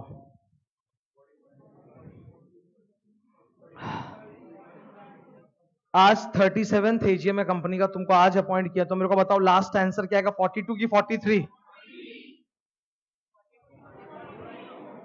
सबका तो मिक्स हो गया। कितने लोगों का 42 है? हाथ उठाओ नीचे। कितने का 43 आ रहा है? अरे गंजेड़ी लोग, कौन सा मैथ्स लगाते हो? फर्स्ट से 6th में हो, फर्स्ट से 6th में जाने के लिए कितना ऐड कर रहे हो? 5। Boss, first plus 5 equal to 6, first plus 5 equal to 6। तो अगर मैं फर्स्ट के बदले 37 बोलूंगा तो 37 में भी तो 5 जोड़ोगे ना, तो 37 में 5 जोड़ोगे कितना आएगा? 42, 42nd एजीएम। और ऐसे गिनती कर लो, सपोज आज 37th है तो 5 बार गिनने का, 38, 39, 40, 41, 42। तो आंसर इज 42nd एजीएम। सही है ना? तो इसको लिखने का भाषा क्या होता है? अगर तुम पूरा लंबा वाला बोले ना तो गए काम से। मैं तुमको शॉर्ट सिखाऊंगा, लंबा सुनो। लंबा लैंग्वेज क्या है? The auditor holds AGM, the auditor holds office from the conclusion of the AGM in which he is appointed to the conclusion of the 6th AGM, considering the AGM in which he was appointed as the first AGM. अब इतना लंबा बोलने जाओगे कुछ कांड कर दोगे? No, not needed. तुम सीधा बोलोगे he holds office till the conclusion of 6th AGM.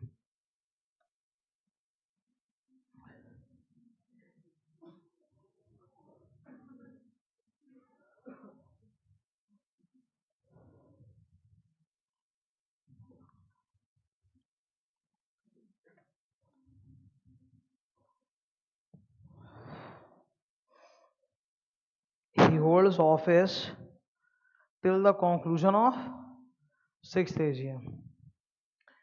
अब ये तो जरूरी नहीं कि कंपनी का एजीएम हर साल एक ही तारीख को होता हो। क्या क्या जरूरी है क्या कि हर साल एजीएम एक पर्टिकुलर फिक्स डेट को होता होगा? बर्थडे थोड़ी ना है, एजीएम है। तो the total period can be slightly more than और slightly less than 5 years। Think about it. हर साल एजीएम सेम डेट को नहीं होता बॉस, कोई कंपनी में नहीं होता, रिलायंस में भी नहीं होता। तो ओवरऑल आपका ऐसा हो सकता है ना कि फर्स्ट से 6th एजीएम का जो टोटल आप कैलकुलेशन करोगे वो स्लाइटली मोर और स्लाइटली लेस देन 5 हो जाए। समझ गए? तो इसीलिए ऑडिट में अपने बोलते हैं ही holds office till conclusion of 6th AGM. अभी मैं तुमको एक डाउट बोलने जा रहा हूं, गौर से सुनना। तो जवाब सब यहीं पे लिखा है, तुम्हें बस अपना खोपड़ी चलाने का है। आज ना 10 बजे सवेरे वाला, आज मतलब मंडे है, मान लो मंडे, आज संडे नहीं है, ठीक है? मंडे सवेरे 10 बजे आज अपना एजीएम चालू हुआ, ठीक है? 10 बजे एजीएम चालू हुआ, घड़ी के कांटे 10 बजे चालू हुआ। हमारा पिछला ऑडिटर था नरेश, हमारा पिछला ऑडिटर था नरेश, आज वो हटा है, उसका 5 साल पूरा हो गया। 10 बजे एजीएम चालू हुआ, 12 बजे हम लोग राम को ऑडिटर बनाए। किस क्या बनाए? तुम लोग सब ऐसे ओआर पास किए, ऑर्डिनरी रेजोल्यूशन, और राम को ये बना दिया ऑडिटर, ठीक है? 12 बजे एजीएम 2 बजे खत्म हुआ।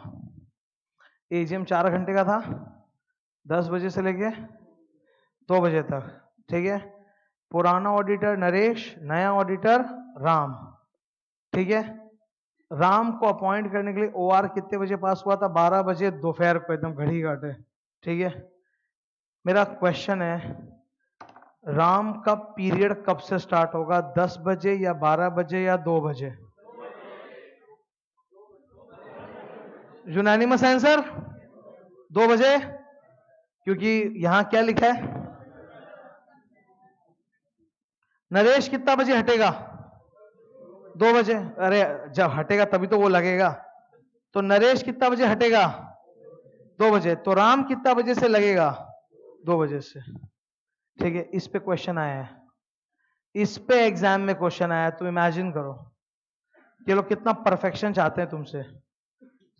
2 घंटे में सब बदल गया। लास्ट देखो, अब एक लास्ट चीज करना, small, and then this will close, I will give a break to you. सुनो शांति भाई, 1 और 2 के बीच में कितना टाइम गैप होता है? नहीं लिखा। 2 और 3 के बीच में कितना टाइम गैप है? नहीं लिखा कानून में। लेकिन 3 और 4 के बीच में टाइम गैप लिखा हुआ है।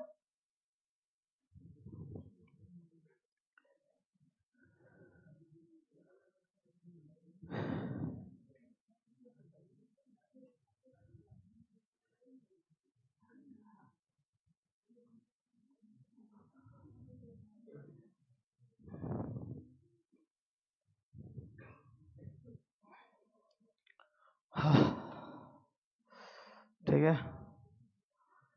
Company shall file ADT 1 with ROC। मालूम? अब ये सब क्या फिर से बताऊं? ROC समझ गए ना? ROC company shall file ADT 1 with in how many days?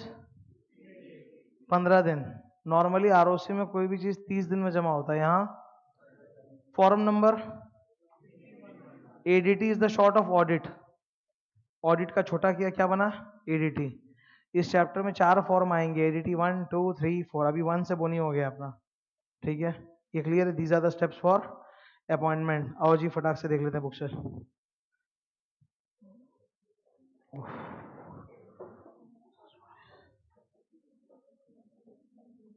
Copy copy copy, यार लिखो यहाँ पे स्टेप नंबर 1 कॉपी।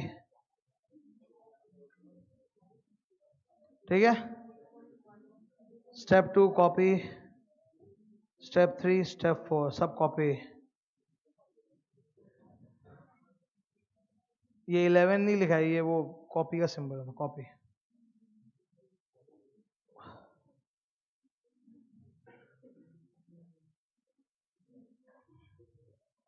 तो यहां तक अपने 4 स्टेप्स खत्म।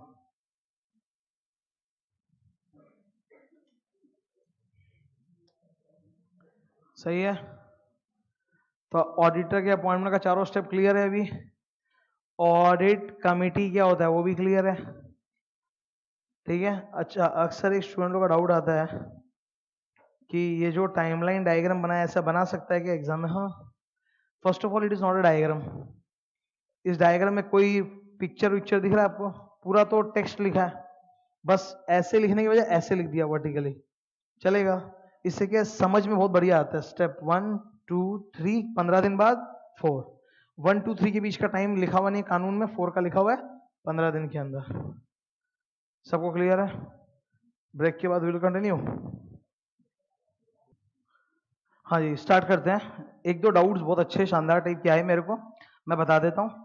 हालांकि पूछने की जरूरत नहीं, ये सब बाद में आएगा ही, पर फिर भी फर्स्ट मैंने ये लिख दिया कि सीलिंग लिमिट होती है 20 कंपनी की। ये 20 कंपनी की सीलिंग लिमिट के ऊपर पूरा 2 घंटा डिस्कशन चलेगा तीसरे चौथे क्लास में जाके। Section number 141 subsection 3 clause G। तो 20 कंपनी को लेके मेरे साथ कई जना के पूछ रहे सर 20 कंपनी लाइफ टाइम की पर एनम। ठीक है, और ये पूरा आएगा डिटेल में, डोंट वरी। फर्स्ट।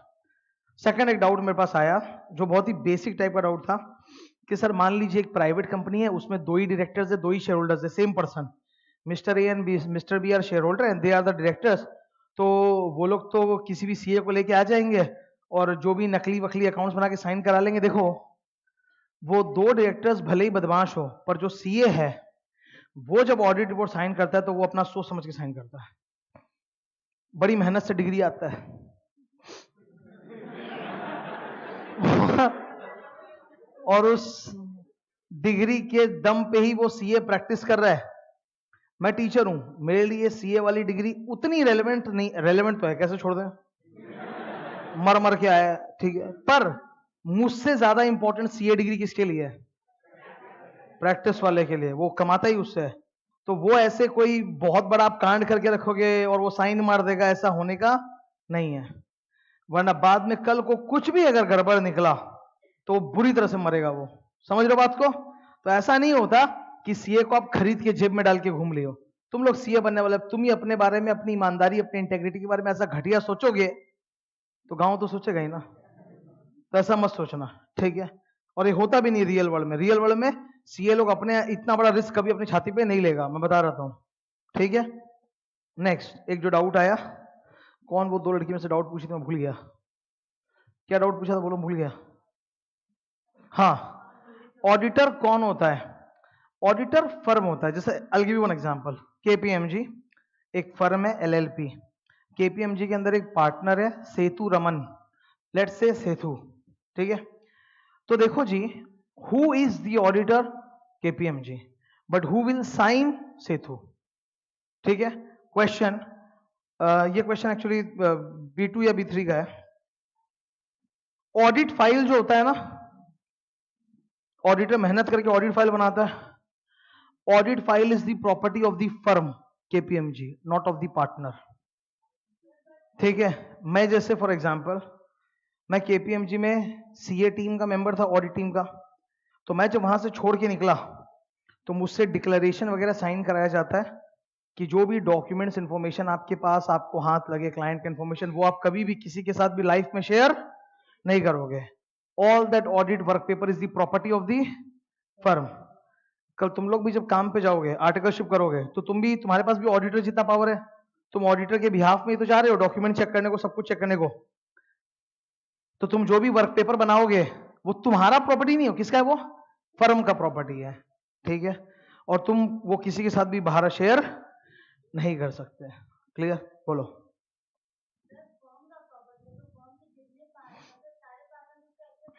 हाँ,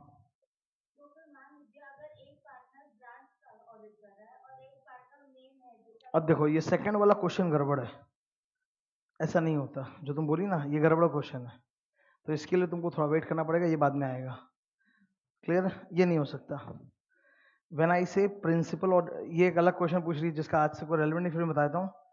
when I say principal auditor and branch auditor, that means they are not CA of the same firm, otherwise it is the same auditor हो गया ना भाई। एक ही फर्म का 2 पार्टनर एक यहाँ जा रहे वहां जा रहे, तो वो तो एक ही ऑडिटर हुआ, 2 ऑडिटर नहीं हुआ ना फिर वो, ठीक है? अब यहाँ तक क्लियर है बॉस? सब आएगा, सब कुछ डिटेल में आएगा, जहां भी छोटा मोटा डाउट है वो सब आएगा डिटेल में। फर्स्ट क्लास है सर, सांस लो और लेने दो, सब आएगा एकदम डिटेल में, ठीक है? मैंने कभी भी आज तक कोई चीज शॉर्ट में पढ़ाया ही नहीं है, मैं जब पढ़ाऊंगा डिटेल में बताऊंगा, सारा डाउट बताऊंगा, सब आएगा, ठीक है? But you wait, okay? तो अभी एक चीज दिखाने गए, ये देखो, वो उधर कोना में फॉर्म नंबर क्या लिखा है?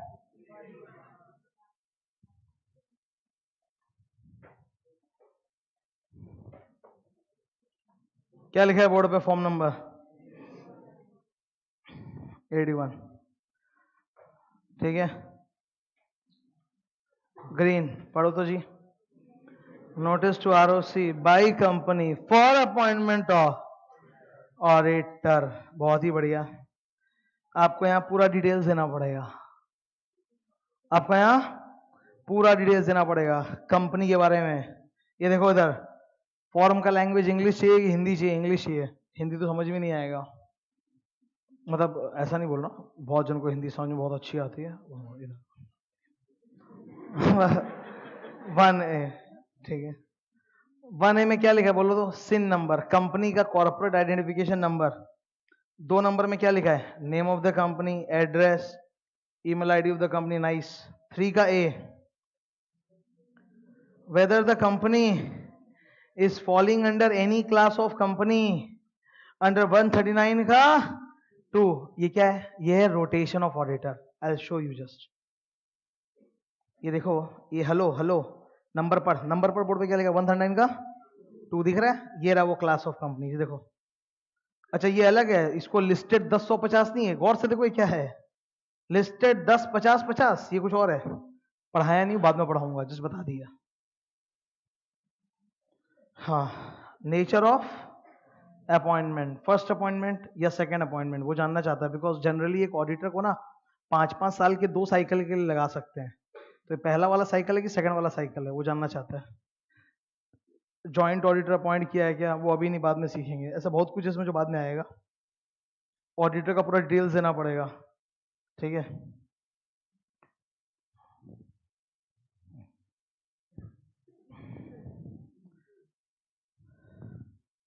ये नंबर 5 है, पढ़ो तो क्या लिखा है, whether the auditor has been appointed in AGM, yes या, कुछ केसेस ऐसे होते हैं जहां पे ऑडिटर AGM में अपॉइंट नहीं होता, बोर्ड मीटिंग में अपॉइंट होता है, ठीक है। क्या बोला मैंने, जैसे first auditor of the company, क्या बोला मैंने, first auditor of the company, याद है 139 में एक टॉपिक लटक रहा था 6 में से एक, फर्स्ट ऑडिटर कौन अपॉइंट करता है, board of directors in board meeting.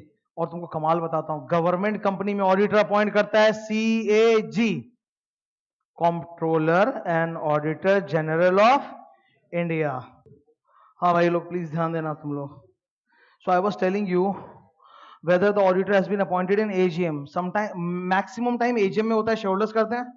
First auditor का अपॉइंटमेंट कौन करता है, board of, in board meeting BM।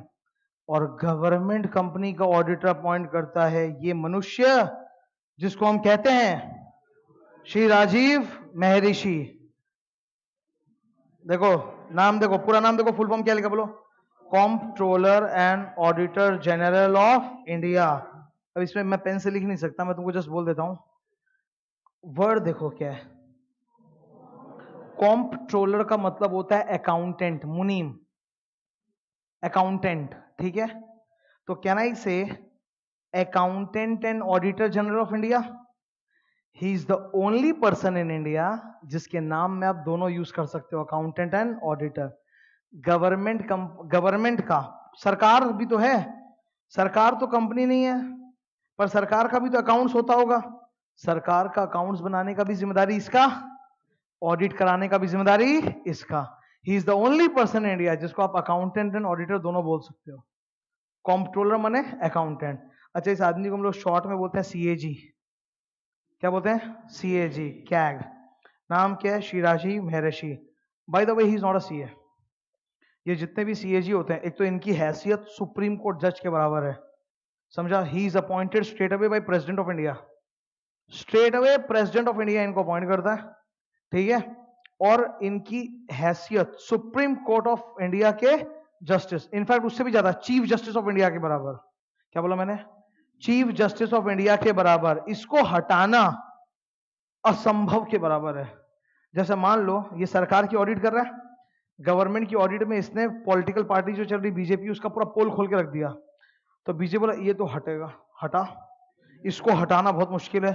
एक तो इसको हटाने के लिए लोकसभा और राज्यसभा दोनों में 2/3 मेजोरिटी से वोट चाहिए, ठीक है। और दूसरा हटाने का ग्राउंड मिसबिहेवियर और इनकैपेसिटी। मिसबिहेवियर मतलब ये नहीं कि सैल्यूट नहीं मारा ना, मिसबिहेवियर मतलब करप्शन। तो करप्शन के चार्जेस में हट सकता है, वो भी लोकसभा राज्यसभा दोनों में 2/3 मेजोरिटी चाहिए हटाने को, तो भाई इसको हटाना नेक्स्ट टू इम्पॉसिबल। तो एकदम बेखौफ होके करवाएगा काम। ये CA नहीं होते, ये सब IAS ऑफिसर्स होते हैं। कौन होते हैं, IAS ऑफिसर्स होते हैं, CAG। तो गवर्नमेंट कंपनी का ऑडिटर कौन अपॉइंट करता है, CAG। क्लियर है, चलो।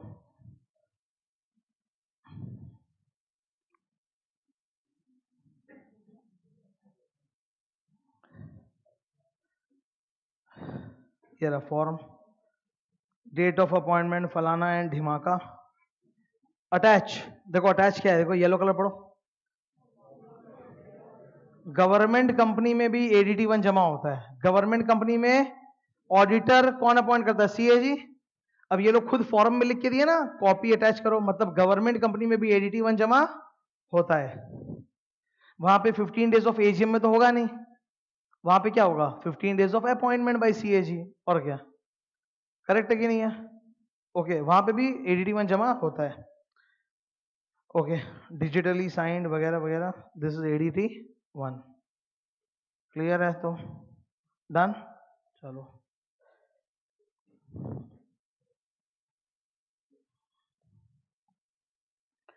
आगे आते हैं इधर, बैक टू बुक।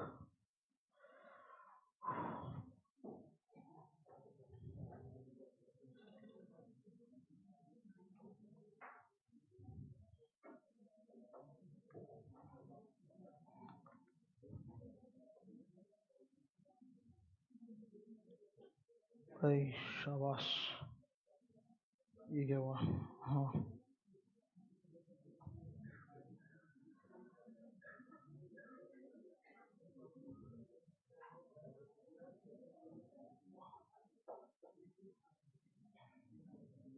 क्लोज करो तो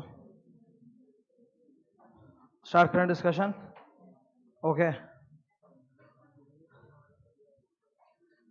हाँ, छोटा पॉइंट है इधर देखो बोर्ड पे, 139 का 10, वेरी सिंपल पॉइंट। अगर एजीएम में आप लोग ऑडिटर अपॉइंट या रीअपॉइंट नहीं करते हो तो जो भी एग्जिस्टिंग ऑडिटर है वो कंटिन्यू चलेगा टेम्पोररीली until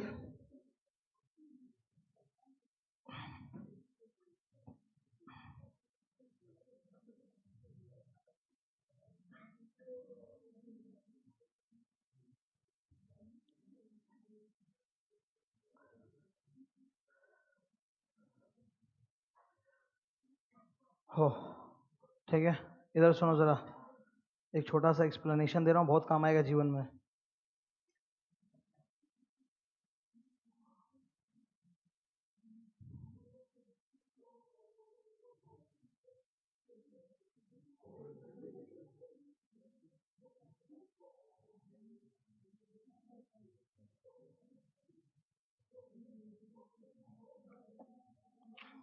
चाइनीज में भौंक रहा है साला, मतलब सच्ची में परेशान कर देता है।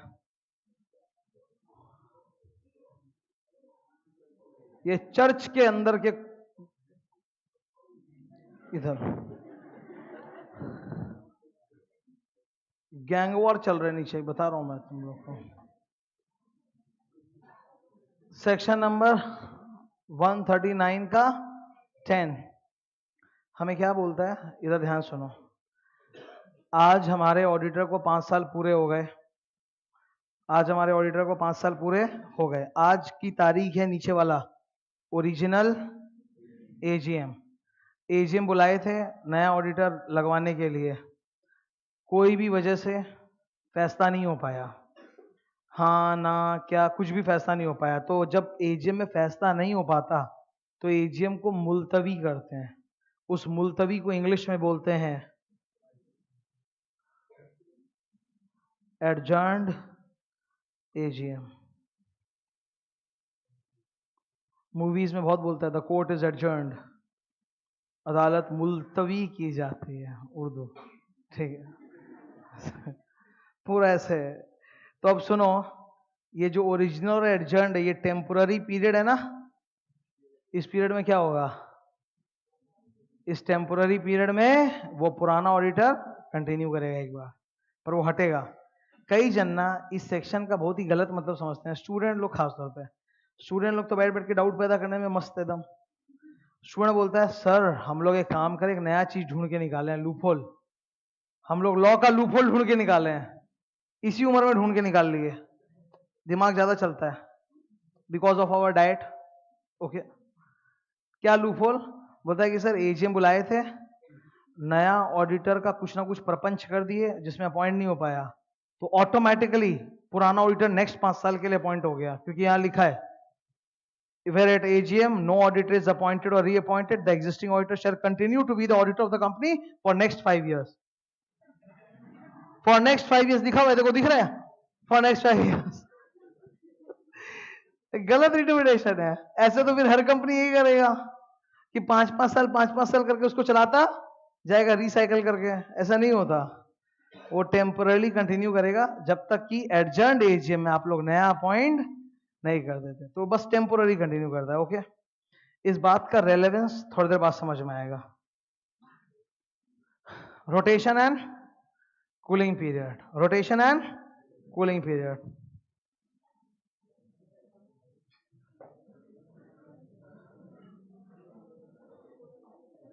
बात नहीं।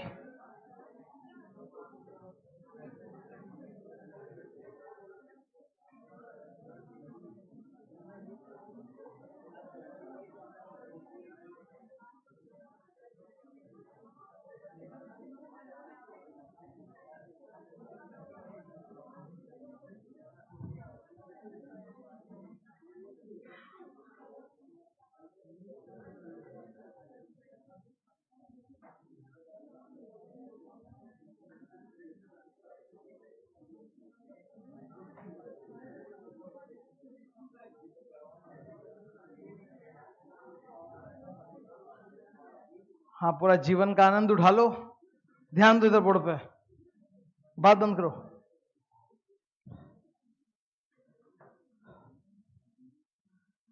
इंडिविजुअल ऑडिटर कितना टर्म लगा सकता है? 5 इयर्स का एक टर्म, उसके बाद वो जाएगा 5 साल के लिए वनवास पे।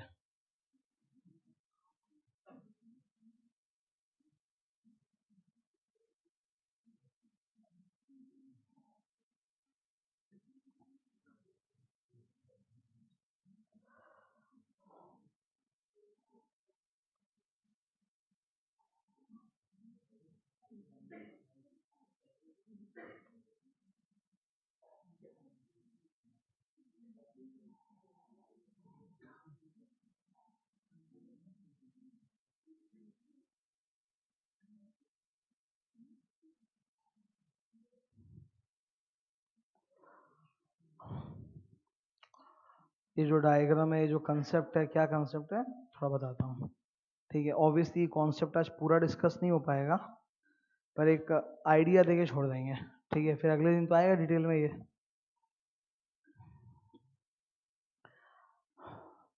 We want to maintain the independence of auditor. We want to maintain the independence of auditor. If an auditor has been working with the company for a very long time, then there are chances that his independence will be compromised. समझ में आया English? ठीक है। Then the chances are that his independence will be compromised.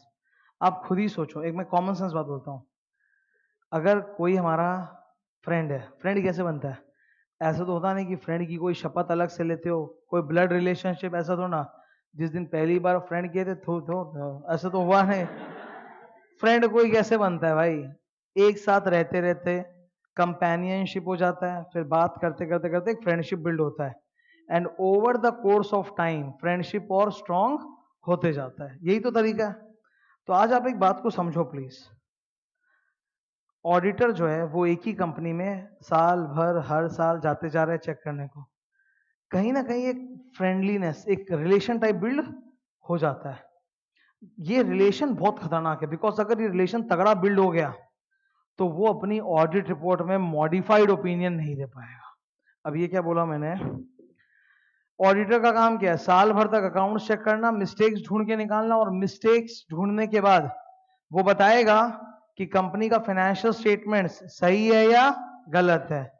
अगर financial statement सही है, mistakes नहीं है, तो ऑडिटर बोलता है क्लीन ओपिनियन, थम्स अप मतलब क्लीन ओपिनियन। और अगर एफएस के अंदर गड़बड़ी है तो वो बोलता है मॉडिफाइड ओपिनियन। अब तुम सोचो, एक क्लाइंट के बार बार जा रहे हो साल बाई साल, तो एक रिलेशनशिप बिल्ड हो गया। ऐसे हालात में अगर उनके एफएस में मिस्टेक्स है भी तो मॉडिफाइड ओपिनियन नहीं दे पाओगे। तो मेरी बात समझो, एक थोड़ा सा रिलेशनशिप हो जाता है ना, तो हम लोग को भी थोड़ा छोड़ देते हैं, या फिर हम लोग को भी डर लगता है यार फालतू नाराज हो जाएगा, अच्छा खासा चल रहा है, ठीक है। तो उस केस में that's a big problem, because ये हमारा काम है, ठीक है। अक्सर लोग क्या करते हैं पता है? अक्सर लोग क्या करते हैं कि सर्विस प्रोवाइडर लोग के साथ रिलेशन बना लेते हैं। हमारा फैमिली डॉक्टर, हमारा फैमिली लॉयर, हमारा family auditor. We don't want to become family auditor. We have to be independent. Client के साथ एक प्रोफेशनल रिश्ता होना चाहिए, पर्सनल नहीं, प्रोफेशनल। कि जब डांटने का टाइम आए या कुछ खराब बोलने का टाइम आए तो मैं खराब बोल सकूं। हम लोग दोस्त नहीं है। ऑडिटर का एटीट्यूड क्या होता है? नेगेटिव। ऑडिटर आपकी कंपनी में क्या ढूंढने आया है? मिस्टेक्स। क्या ढूंढने आया है? मिस्टेक्स। तो वो तो अगर मिस्टेक ढूंढ लेगा तो नेगेटिव बोलेगा ना, वो तो बोलेगा गड़बड़ है, मॉडिफाइड ओपिनियन। पर रिश्ता बिल्ड हो जाएगा तो बोलना मुश्किल हो जाएगा। तो इन्होंने बहुत ही अच्छा नियम बनाया था। इन्होंने बोला बड़े बड़े कंपनियों में, छोटे छोटे कंपनियों में नहीं, बड़े बड़े कंपनियों में, बड़ा कंपनी मतलब सर वो वाला नहीं,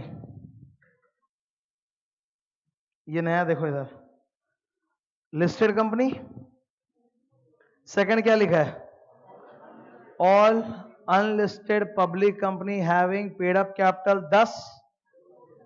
तीसरा बोलो ऑल प्राइवेट, प्राइवेट को भी नहीं छोड़ा, all private company having paid up capital 50 crore. चौथा एनी कंपनी, चाहे उसका पेड अप कैपिटल कुछ भी हो, 10-50 के नीचे मतलब नहीं, अगर उसका बोरोविंग्स, क्या बोला, बोरोविंग्स फ्रॉम एफआई मतलब होता है, बिल्कुल सही, फाइनेंशियल इंस्टीट्यूशन, बैंक्स और public deposit is greater than equal to 50 crore. तो ऐसी कंपनी, ये बड़े बड़े कंपनीज है, ऐसे कंपनीज में ऑडिटर इनफाइनाइट पीरियड के लिए बार बार नहीं कंटिन्यू हो सकता कि 5 फिर 5 फिर 5। एक बात को समझो, स्टूडेंट बोलेगा सर सीए तो मर जाएगा, इतना तो जीता नहीं है। अरे सीए मर सकता है, उसका एलएलबी मर सकता है क्या? ये पीडब्ल्यूसी वगैरह जो बिग फोर का नाम लेते हो 150 साल पुराना है। ऑब्वियसली पीडब्ल्यूसी के अंदर का पी और डब्ल्यू और सी मर चुका है। पीस प्राइस किसी का टाइटल था, ठीक है, प्राइस वाटरहाउस कूपर्स, तो प्राइस भी मर चुका, वाटरहाउस भी मर चुका, कूपर भी मर चुका। केपीएमजी के अंदर भी जो चारों थे, क्लेनवेल, पीट, मार्विक, गॉडलर मर चुके। ई&वाई का अंश यंग मर चुका, ये सब मर चुके हैं, पर इनकी फर्म तो जिंदा है ना। तो क्या आप 5-5 साल करके ऐसे बार बार रिसाइकल करके कंटिन्यू कर सकते हो क्या? इन्होंने बोला छोटे कंपनियों में कर सकते हैं, बड़े कंपनियों में, बड़े कंपनी के बाजू में लिखो तो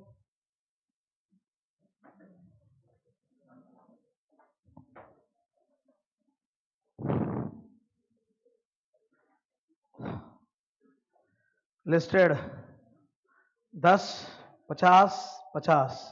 एक बार पूरा याद कर लें क्या? लिस्टेड कंपनी में कोई लिमिट, अच्छा इस बार लिस्टेड कंपनी बोला है ना, लिस्टेड पब्लिक तो नहीं बोला है ना। तो जब मैं लिस्टेड कंपनी बोलूं, सबने लिखा, जब मैं लिस्टेड बोलूं तो उसमें लिस्टेड पब्लिक और लिस्टेड प्राइवेट दोनों आएगा। Second, all public company having PUSC greater than equal to all private company having PUSC greater than equal to any company having borrowings greater than equal to 50। Correct है? यहां तो borrowings में भी equal to 50 लिया ना, ये अलग है। तो बोला इन बड़े बड़े कंपनियों में ऑडिटर परमानेंट नहीं हो सकता। अगर आपका ऑडिटर एक इंसान है, इंडिविजुअल ऑडिटर, सोल प्रोप्राइटरशिप, तो वो कितना टर्म काम कर सकता है? 5 साल का एक टर्म, फिर हटेगा, फिर उस पर 5 साल का क्या लगेगा?